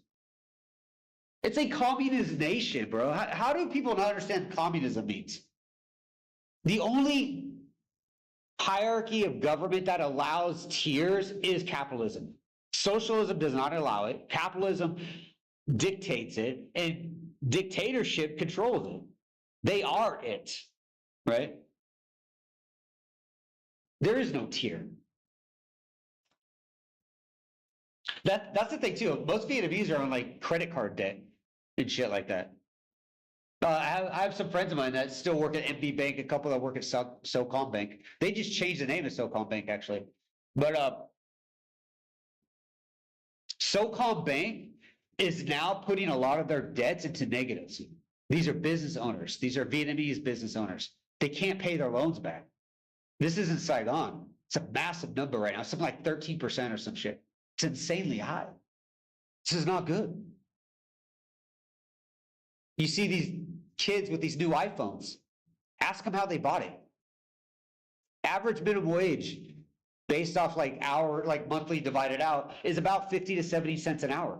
How are they buying $1,200 phone? Vietnamese do not buy the basic iPhone. They buy the iPhone X Plus Pro 2006 Vietnam edition, right? Like they buy the best of the best phone every year, 2 or 3 of them sometimes. Ask them how. It's not with cash that they earned or saved or invested. You can't even invest. They recently just triple taxed crypto. They double tax ETF dividends for Vietnamese. They've hard locked banks. What middle class are you looking at, dude? I'm sorry. They created decrees to silence lawyers. When a Vietnamese gets their house taken from them, they're displaced, and they're given 5% of their house value. They are not allowed to call a lawyer to get more money because the government will shut that lawyer down for 9 months. But David, it's their house. Vietnamese cannot own property in Vietnam. If anybody told you you can own land in Vietnam, they're retarded. They don't even understand what they're talking about. Name a communist country you can own land. This is no longer about Vietnam. This is the centralization of what the system is. There is no different tier. None. Last month, it's something in Saigon, it was in the 20s or 25%. Gold and diamond shops were shut down. Sure, it's because of the whole fake diamond thing going on, but gold shops are being shut down because of the new laws of money exchange. And gold is regulated now. You cannot buy and sell gold in Vietnam without the government's permission. What middle class? The only other class besides the poor is the government, dude. Living in Da Nang or District 2 of Saigon, going outside, woo, look how beautiful it is. It's like going to that, what is that city called in China? Like Huawei or, wow, that's a phone. Where it has like the LED lights, they call it the city of the future. That city is a shithole during the daytime when all the lights are off and they're not using 4K cameras, right? Vietnam's the same practical idea at this point. They're building all these vid group projects that nobody can afford. And everybody's going broke. Vietnamese don't have money in their bank accounts. The average savings in a Vietnamese account is less than $100. This is a national stat. What middle class? I think if there is a middle class, I will go on an olive branch. It's Vietnamese married to foreigners, being Chinese foreigners, American foreigners, Australian foreigners, sure. Evan's wife is middle class. Travis's girlfriend is middle class. It's not because of them. It's because of Travis. It's because of Evan. Woo! What's up, y'all? Tony, why not?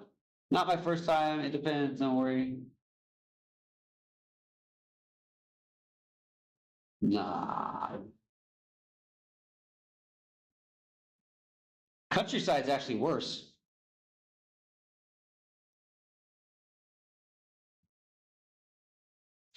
Like if you go to places like Fontiet, Dalat, and I know for sure Vid City's doing this, and parts of Sapa are starting to do this from what I see on the Facebook groups, is police are going, so because they merged the provinces, right?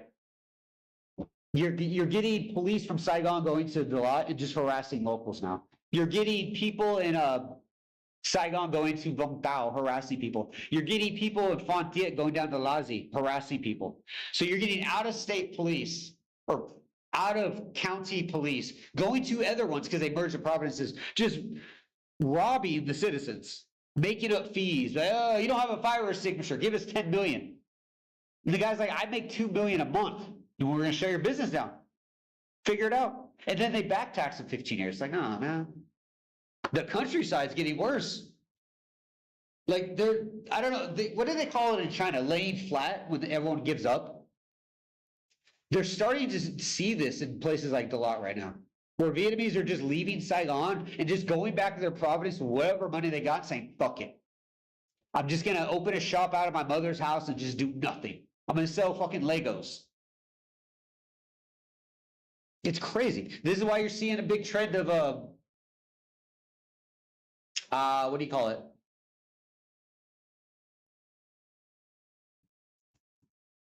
Living poor in Vietnam. This is why you're seeing this trend with Vietnamese. A lot of Vietnamese are starting to do these types of videos. Like this is just thirst trap right here. But you're seeing a lot of Vietnamese doing these now. Why? You got Vietnamese doing videos on why? There's a reason for it, man. It's crazy, man. Yeah, these guys, they don't know anything. This guy doesn't know anything about Vietnam. He probably doesn't know Tom Brady retired. Come on. Come on now.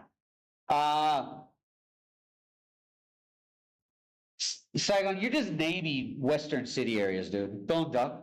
Stop it, dude. It is not socialist, bro. Vietnam is 100% not socialist. You are, no. It's socialist in the sense that they punish businesses who make tons of cash. Yeah, it's called capitalism. They start off as capitalist businesses, do their thing, and then communism comes in and destroys them. Socialism means to take it and distribute. They're not distributing anything, dude. America is the largest socialist country on the planet in history. 60-some% of all federal money goes back to socialist programs, being for like retirement, Medicaid, welfare, food stamps, Section 8, public school assistance, all that shit. Vietnam does none of this. It's like 1 or 2%, dude. Vietnam is not socialist at all. At all. Go ask one of your Vietnamese friends how their socialist checks are looking. I guarantee you none of them get them. I don't care how old, young you are. Why do you think there's so many aunties street sweeping and picking up bricks for construction and shit? Because there's no programs for these people. The only ones that get like these socialist programs are government officials. You think they're giving a street vendor a pension? $5 a month, maybe sometimes. Farmers get it. If you're in Fontier, I know way too many farmers in Fontier. Their pension is like $5 to $20 a month, depending on how close they were to government people. That's all they get. The average person gets about $5 to $7 a month. That's their socialist pension. As a farmer that worked for 30, 40 years. There's nothing socialist about Vietnam, dude. Nothing at all. I don't understand if maybe you're gaslighting Vietnam or you just don't understand what socialism means. I can't honestly tell with that one. But you keep mentioning all these like rich foreign areas. Phil Duc is one of the most expensive spots in Saigon, dude.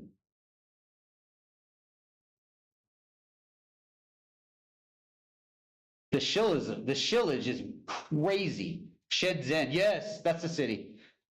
The people who are safe are the ones with massive families.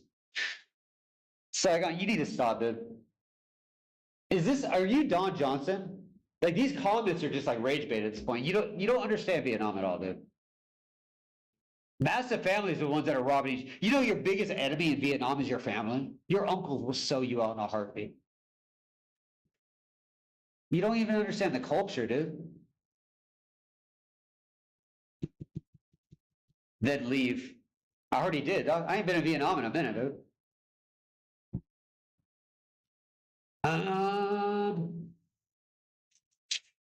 If the tariffs go away, Vietnam will be in trouble. Businesses will go.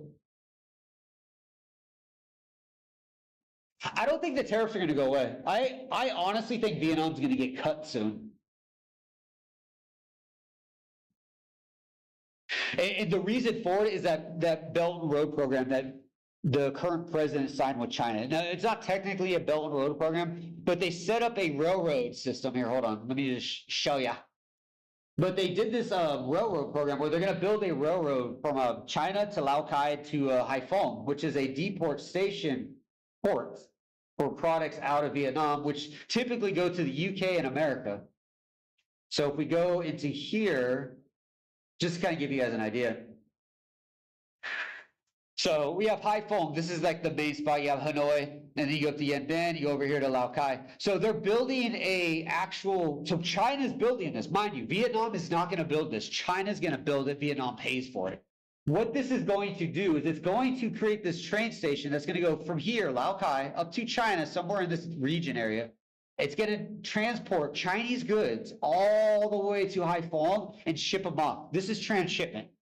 This is literally what America, the UK, and Britain, or not UK and Europe are banning. This is why they're pushing against Vietnam, because of transshipment. This is going to open the floodgate for transshipment. That tariff, it's never going away.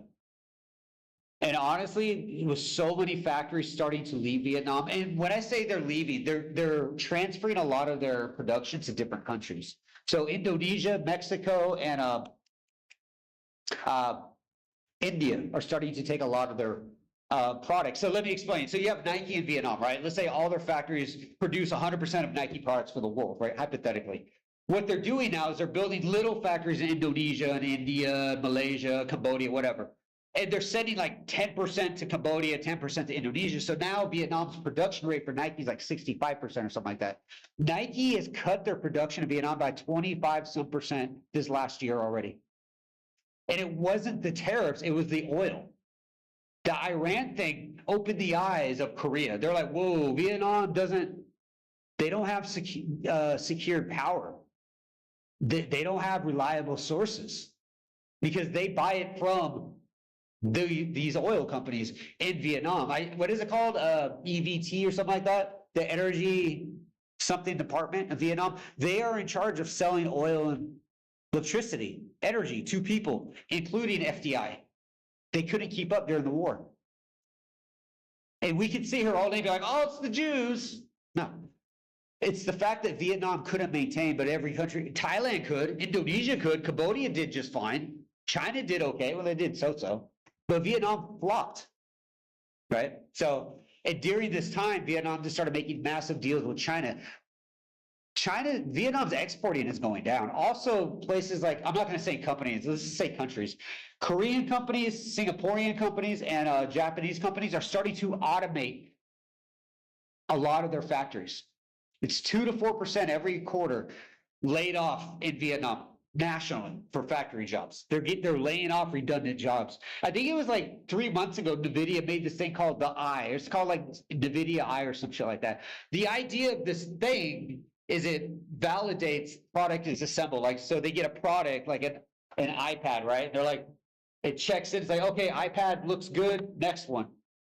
Q&A, right?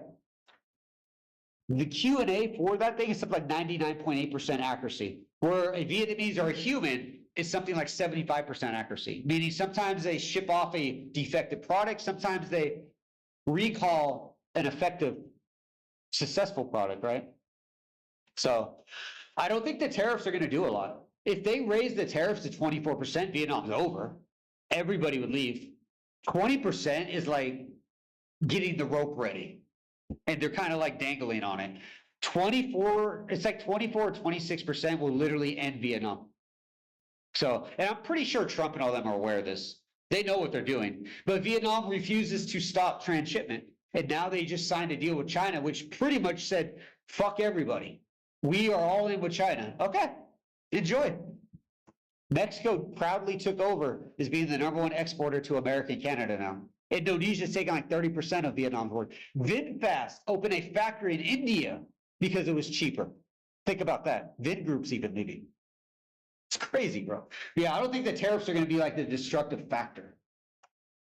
It did harm the fuck out of it. It was devastating, don't get me wrong. But right now, Vietnam is just making so many poor decisions on every ratio. It's actually insane how bad these decisions are. And nobody can stop it. within the country. There is nobody to tell the president no, because the president is also the Secretary of State, meaning he's in charge of the Communist Party, the military, government, all ministries, Ministry of Security, Education, and Finance, but he's also president. He's in charge of everything. This is like somebody in China telling Xi no. Doesn't happen. This is like Kim Jong-un making a rule and somebody's like, don't do that. Doesn't happen. It is now the same in Vietnam. It's crazy, man. And you're not allowed to say anything. All these decrees, 113, 117, 119, they're all shutting Vietnamese down. You are not allowed to say anything in Vietnam. You can't even leave an emoji. If somebody says, I don't like Vietnam government, and somebody puts a heart, the guy that commented could go to jail or pay up to 200 million VND fine. And the guy that left the emoji, the same penalty. An emoji. Like, you know that little heart thing under the Facebook comment where you just like it? That's how bad it's getting, bro. And they're talking about banning VPNs or regulating them in Vietnam. They've already banned the crypto system out here. If you're Vietnamese, you cannot sell crypto no more. You have to go through a DEX, which is associated to your SIM card, which is locked to your bank account. If you're a foreigner on a VPN, no big deal, of course. But yeah, it's interesting. Whoop, whoop. I agree. The aftermath of 75, no, it's not. The aftermath of 75 was Vietnam destroyed itself. It was a failed civil war. And the next day they went over the Pho Quoc and beat Cambodia. That was one thing that North Vietnam did well. They stopped the rise of the Cambodian stuff going on, right? And that was that big fight in 1975. The day after the Vietnam War ended, they were in Pho Quoc with full force. The Vietnam War was not good for Vietnam. I'm sorry. It was not good for Vietnam. It wasn't good for the people. It didn't benefit anybody. If it benefited anybody, it benefited China. Because China got its hand so deep into the North Party that it was insane. Where did the president of the time live before Vietnam? Isn't it kind of weird that he just appeared one day? No conspiracies, but he lived in a country right above Hanoi. And he was trained by the leaders in Hanoi, above Hanoi. So yeah, that war was stupid. Oh my God, Vietnam equality. Yep. Yeah, everybody's broke as fuck. And again, this isn't insulting. I love Vietnam. If you guys are watching this, you're thinking, I want to go to Asia one day. Vietnam is hands down the #1 spot to go. It's in the middle of everything, and you can see a lot of cool shit. Don't move there, though. Why would you do that? Like, I see people that get married to Vietnamese just to stay. Remember back in the day, back in the 90s, we'd make fun of Mexican women? Sorry, you're going to have to hear this, but we used to make fun of Mexican women that married fat white dudes to get a green card, right? Like, right? Because it was pathetic. They're doing it right now in Vietnam, and everyone's praising them. So weird to me. If you get married in Vietnam and you have kids, get the fuck out. Get your kids into a public school back in America or Canada or Australia. I know Western education is very weird. They're teaching people there's 50 genders and all this weird shit. It's still better than fucking what they do here in Vietnam. Go get a Vietnamese literature book and read it. Have it translated and read it. It's horrific. If they taught that shit in America, it'd be banned. Schools would be in jail. If they did that in Germany, they would be talking crazy shit. Protest everywhere. The language barrier really makes it ignorant for people. They don't understand what's going on. When people shill for Vietnam but don't speak the language, it's hard for me to understand them. It's like me trying to compare what Lamborghini is better than the other Lamborghini. But I don't have a Lamborghini. I've never driven a Lamborghini. I've never owned a Lamborghini. So how do I know? I'm just speaking out my ass, right? I'm just like, oh, this one's blue. The Stradman says this is the best one, right? Like, it's not real. So I don't know. But I get a lot of people that they just get married and then they just think, oh, I understand it. I got a tourist visa, TT marriage visa now, so I understand everything. No, you don't. Strays put out the information shows talking about the Vietnamese economy is titled "The Vietnamese Boom is a Lie." It explains my Vietnamese are struggling through the GDP. You want to talk about GDP? Like this is where I get in trouble. The GDP is fake in Vietnam. It's actually mocked up. What was that called? The Vietnamese boom is a lie. Oh yeah, we looked at this already. Yeah, this entire video is ignorant. Like he's not wrong about it, but he also doesn't understand the bigger picture. One thing about the GDP is Vietnam proudly stated last year their largest part of their GDP was exporting. The problem is about 70% of all exported GDP in Vietnam were FDI. FDI is Samsung, Intel, Ford, Honda, international companies opening a factory in Vietnam, building their shit, sending it out, okay? Here's the problem with FDI contracts. You guys can probably find this online. These are open air contracts.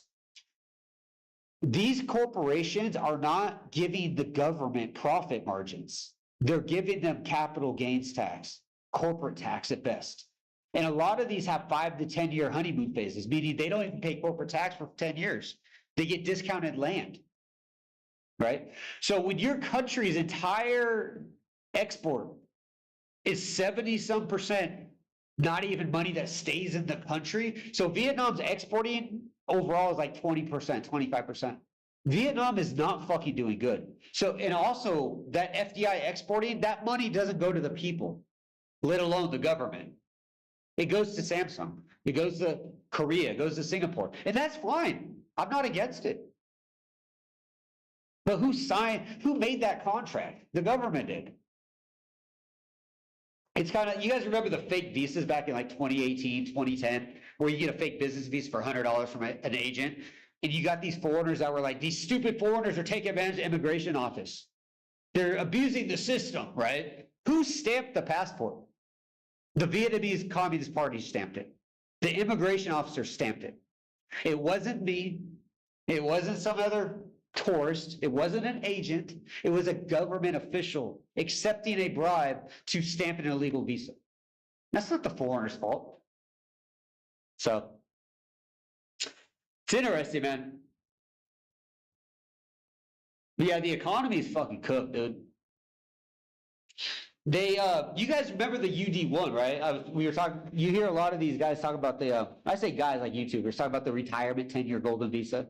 That was the UD1 visa. They opened that visa because of the financial sector. They were trying to mimic what Bangkok and Singapore are doing, where they're kind of like an investment hub in Asia. They opened it up July 1st. That's when that visa actually came live. The entire program died. Have you guys heard about UD1 recently? The financial sector? It's dead.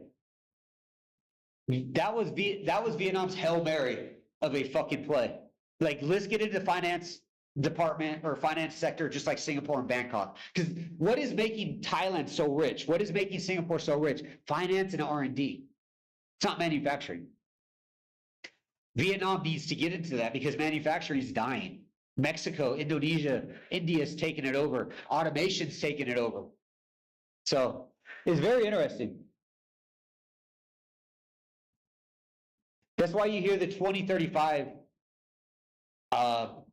number come about, because by 2036, the working population will be in this 45 to 50-year-old age. The new generation will be unequipped to do what's being done. These kids aren't learning AI. These kids aren't learning robotics. They're learning to worship the government. That's not going to help Microsoft when they need to hire a bunch of engineers. Go, hey, what can you do for us, Mr. Wynn? Oh, I can preach the speech of our president. Don't care. Next. This is why they're hiring more Indian people. This is why they're hiring more Koreans. Vietnamese don't know anything. And it's not their fault. Vietnamese are smart people. It's just the system. So it's what it is. Shenzhen, there's absolutely no safety net of any kind for most Vietnamese. Yeah. I mean, unless you're government or unless you're a government or you're a commissioned officer in the military, there really isn't. Farmers get a pension If you guys ask your Vietnamese friends, if you know farmers in like Dalat, Phan Thiet area, south of Cantho, Hoi An, ask them. The pension's usually like $5 to $20 a month. Now, I'm being generous.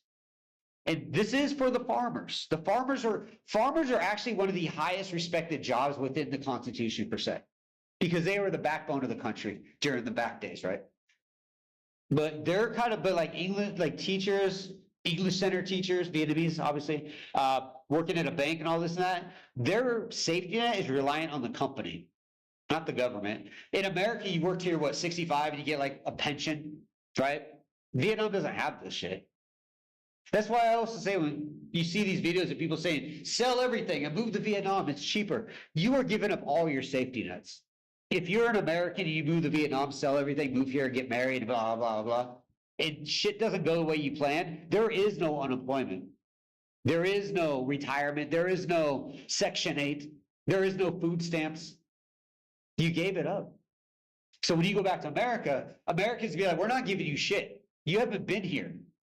Why are we going to give you food stamps? You ain't been here, right? Unless you're an illegal, you don't get free stuff in America that easy. But yeah, safety net doesn't exist. How much money can you make streaming on YouTube? Billions. I think streaming on YouTube, like nothing. I do this just because I just like to rant like information that I get from Vietnamese friends and other people. But if you want to make money streaming, like I think things like Kick and Twitch, and then you just, what's that guy's name? Ansem Gold, I think it is, Ansem Gold. Like he does live streams on Twitch for like 8 hours a day, and then he has somebody cut them up and upload them to YouTube. That's the best way to go. Trump is correct. You can't trust the comments. Yeah, it's not even Trump either. Any of them. Obama said the same shit, and then he changed his mind. But yeah.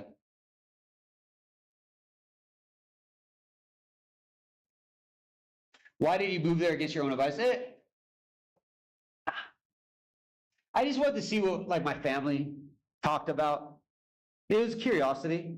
And like when I first moved to Vietnam, I had this idea of like I want to go to a foreign country. I want to start a business. You know, it was like to be a fun new chapter of my life, and Vietnam was the one that came up. So, but I will say like my honeymoon phase in Vietnam, because I came during before the COVIDs, right? My honeymoon was like 3 or 4 years. Like it lasted for a long time, and I had a ball, dude. I started 2 separate companies, an NGO, traveled all over the place, had a blast, fucking loved it. But after the pandemic, yeah, things just got weird, right? But yeah, well, once the VidEID and all that stuff started becoming like a normal thing, I left Vietnam. That was a massive reason why we all left, was because of that. I refused. 100% refuse that shit.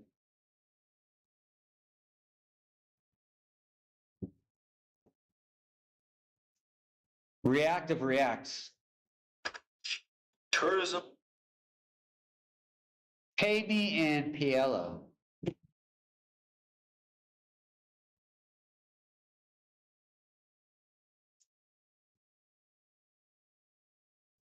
See, this is the thing with inflation. You hear about a lot of Americans talking about like, I can't afford rent.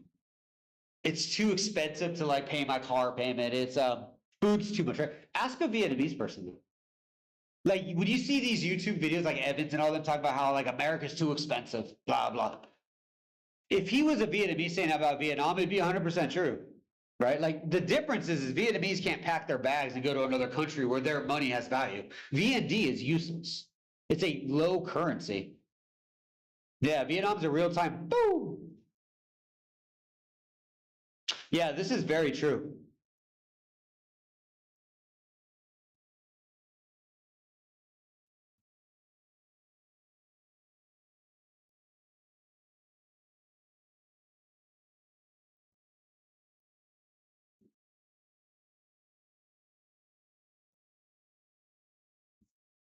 We got to chill. I'm sorry, bro. Like, I don't agree fully with this guy, but the Vietnam's economy is not good. When everybody's doing videos like this, these are Vietnamese people. You got Vietnamese doing videos about Vietnamese people. Yeah, I don't know, man. Yeah, this guy here, he does these videos all the time. Poor life, poor life. Why are these so prevalent now? Why are they look at this. Like this came from China, if I'm not mistaken. This is like a trend that was happening in China. But it's fucking crazy. You got little high school kids doing it now. She's gotta be a high school kid, right? Like she eats like a goat. I can't stand that shit. Goat eat us. Give me a sec here. This is Vietnam's most dangerous road. Oh, he took that trip, huh? Look at this view, guys. Look at this view. This is a nice area. The city, though, Beth, I will tell you, and I think what is that guy's name? Story of KT, he did a video about this. Like, they are taking people's motorbikes up there if you don't have a license. But it's a beautiful area. The last time I went to Hai Giang, like 2015, 16, I think it was. I don't know, man. I get my years all fucked up. Moving to Vietnam plan. There is no plan.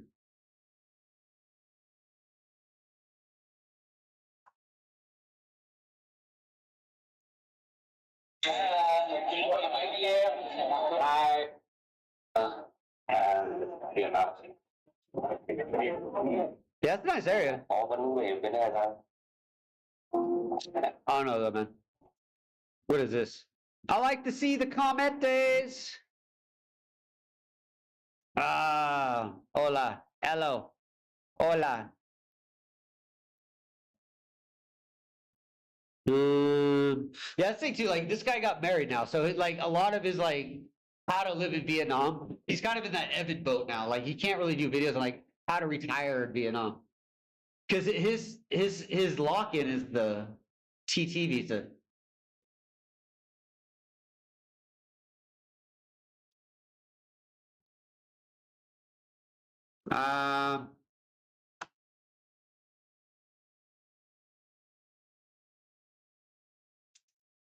Yeah.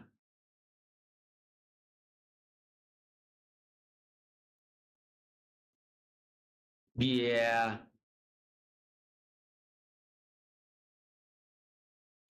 Yeah. Yeah, I don't know, man. I think we kind of cut it all, yeah? Did I miss anything? No, no. We cover this. What is this, Willie? Well, 75. I know a video of watch. Got that. What is this? Oh shit, I forgot about this. The Filipino YouTube formula that's costing Western. Oh yeah, I remember this. Somebody sent. This is interesting, dude. I recommend watching this video. You could change this to the Vietnam YouTube formula that's costing Westerman everything. You could change the name of this video. This is a really good video when it comes to the information side. But long story short, it's ideally these YouTubers, a lot of them, they're making things pretty. They're using clickbait titles, pretty thumbnails to sell you on this idea of like sell your life and just move to a third world country.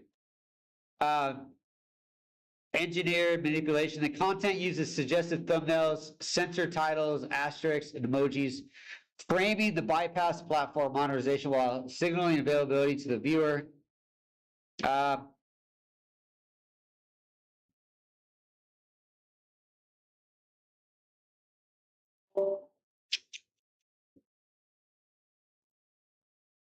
Let's see. Oh, we're on the other camera. Boom. Yeah, I definitely recommend checking this out, man. Like, there's just a lot of these videos that come out, and I don't mean to call people out, but Evan is a big one of these where they just make content that is just clickbaity, and it's misleading. This guy gives out so much bad information when it comes to like Americans. He always talks about Americans leaving Vietnam or leaving America to go to Vietnam or retirement, but he doesn't know our system. He gives out literal false information. We've fact checked a few of these. But these types of videos are just, they're leaving people fucked. I don't know any other way to say this. Like, people are taking this stuff with a bucket of salt. They're selling everything. They're like, oh yeah, let's do it, right? And then they get out and they realize things like, because the thing about this guy is he's married, all right? So he doesn't worry about immigration. But what about the everyday Joe? You know, we retire and you got people like Kevin that came out talking about he's going to do like a student visa or some shit like that. You got these other people stuck on these visa runs. Will Travel has been doing visa runs for like 3 years now. That's not living, man. Like, I'm sorry. But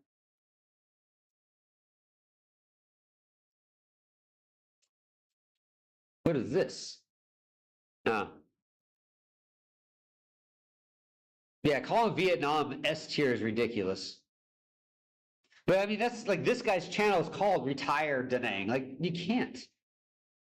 Unless you marry somebody, you can't stay in Vietnam. Like, even getting a job is getting hard. Like, hold on, let me get the teaching job. We always talk about the salary in Vietnam. Let's talk about the salary. Let me get on here. Because I think it was last month, the teaching salary average is like $850 in Vietnam. It's getting bad, man. Yesterday, a bunch of them. Yeah, 1,000 to 1,100 a month, 100 hours, 850 a month plus free housing. 1,000 to 1,400 a month. Cantho City, 1,000 to 1,200. And the thing about a lot of these jobs, after a few months, they cut your hours.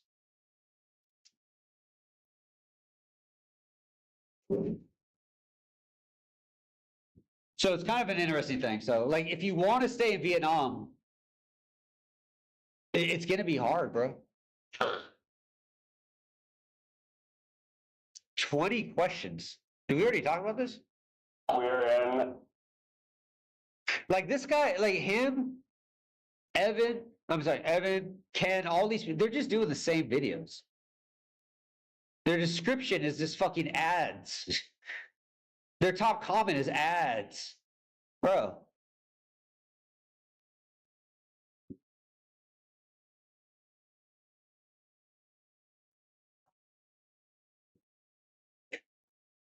But I don't know, people go for it, man. But that guy's video I was showing you is worth looking into. Because, yeah, there's just a lot. And I find like a lot of these people are starting to get desperate. Because Evan's got, what, 105,000 subs? Just for reference. His videos don't even get a lot of views. He gets a couple big ones. But the averages are nasty, bro. And he drops like 5 videos a day. So it's just like spaghetti on the wall. Again, no hate, but people are putting out content saying what somebody wants to hear for the availability of getting that view. It's very, very dangerous. South Africans are grabbing every event. There's still South Africans in Saigon.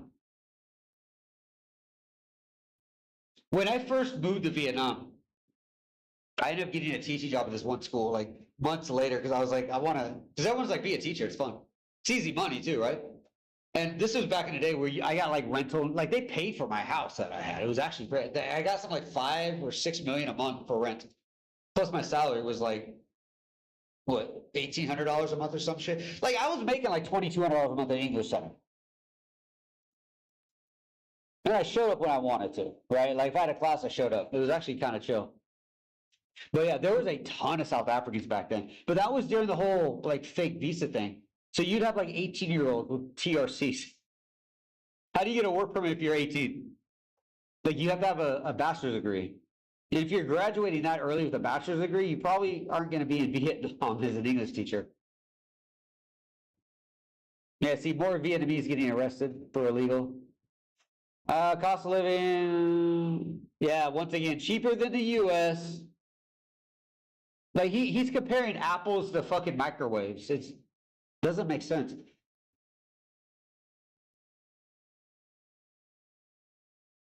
Yeah.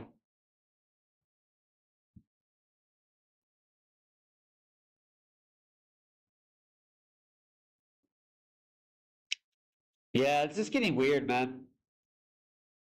I don't know. Hold on.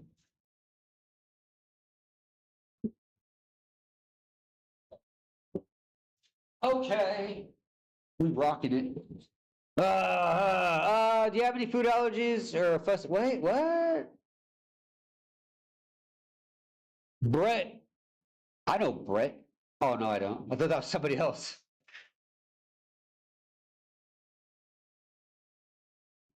Mm.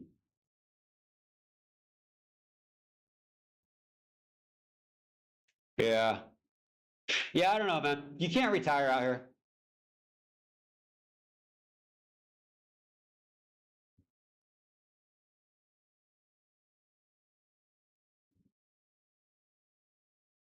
The nightlife in Saigon has changed a lot since the introduction of regular drug testing. I don't think Vietnam's really recovered since the pandemic when it comes to like tourism. Like Bui Vin and all this and that was so much cooler before COVID. Like I don't know how to explain it. It was just a way better situation. Now it's just a degenerate street where you'll probably walk out with hepatitis, not even doing anything. It's very weird. So anyways, I think we're good today, man. Low key, bro, on some real shit. iPhone.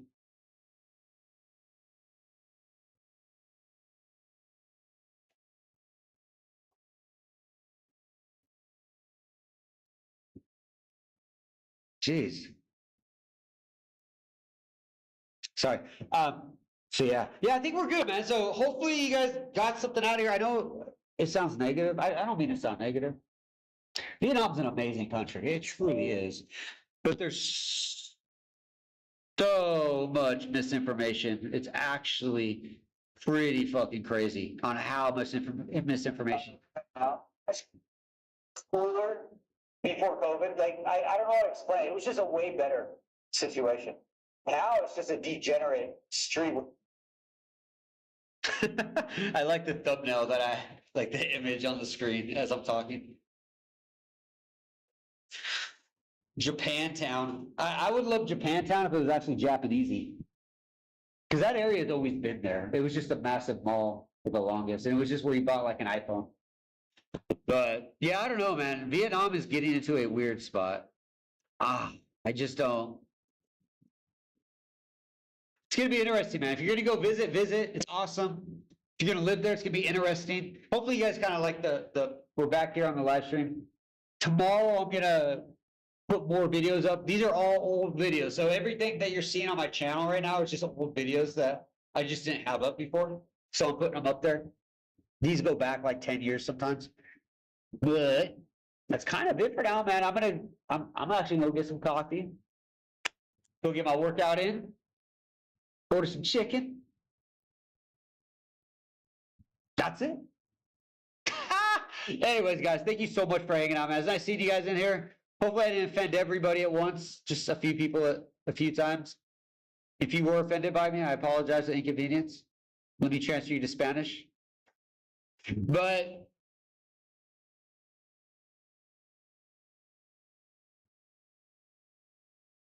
that's what it is. So with that being said, guys, I'm gonna get out of here. It's been fun, man. Hopefully you guys learned a lot from it. Again, check the camera looks so bad. My Sony's dead. Check out you guys can email me if you want to send me anything to look at. What camera is it using? Okay. And I'll look over it. If it's something we're going over, we'll talk about it on live stream. And then I think we'll do these live streams maybe like every 3 or 4 days. I don't want to do too many of them. And I'll be honest, why? We used to do these every day. But now everything is, we've already talked about the lead up to the pandemic, to the law changes, the tax laws, July 1st. We've talked about all this stuff for the last year and a half. We talked about 2035. belittled every fucking YouTuber at this point. I have called out everybody with facts at this point. I've done everything I can.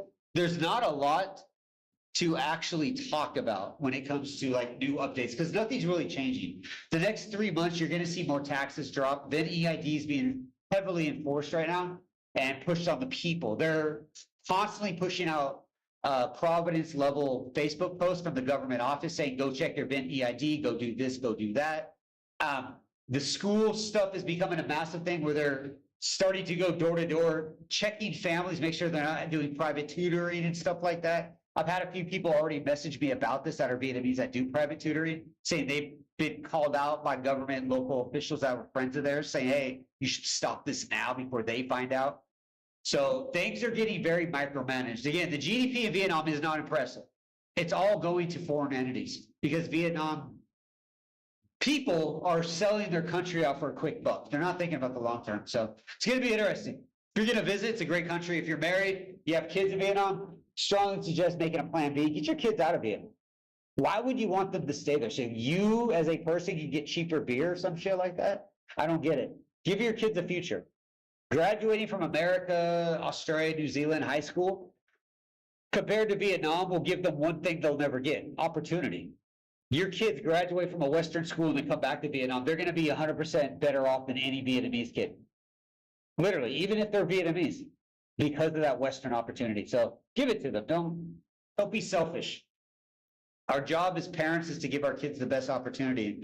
Leaving your kids in Vietnam so you can live cheap is pathetic. It's childish. It's weak. It's weak. So anyways, with that being said, guys, I'm going to get out of here. Did I miss any comments? Sorry, I wasn't even looking. Thank you for the live stream. Yes, sir. Yes, sir. It's nice seeing you guys. Tony, enjoy. Mr. Saigon. Shang. Sociology. Regalian. Why does that name look familiar?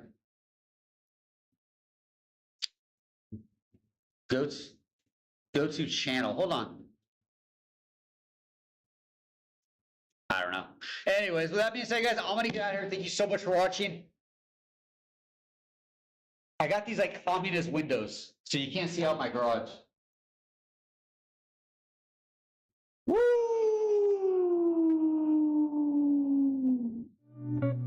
Anyhow. Oh, should we up, wake me up, don't wake me up. Southeast Asia's got my soul in a rush. From the jungles to the streets, I'm alive in the scene. Let me stay in this moment, living my dream. I'm rolling through Bangkok, lights flash in the night. Tuk-tuks and markets, yeah, it's feeling so right. Got my pack on my back, Chiang Mai's calling my name. Lanterns in the sky, yo, I'm caught in the flame. Bali's rice terraces, green as far as I see. Ubud's monkey forest, got my spirit running free. Sipping Bia Hoi and Honda, streets alive with the sound. Every corner's a vibe, yo, my heart's unbound. Kopangan's full moon, dancing under the stars. Sand in my toes, no cares, just bars. From Siem Reap's temples to the Mekong's flow. This journey's my high, don't let it go. Don't wake me up, up, up, up, up. Southeast Asia's got my heart in a rush. Don't wake me up, up, up, up, up. This backpacker's dream, I'm never giving it up. From the beaches to the peaks, I'm lost in the thrill. Every moment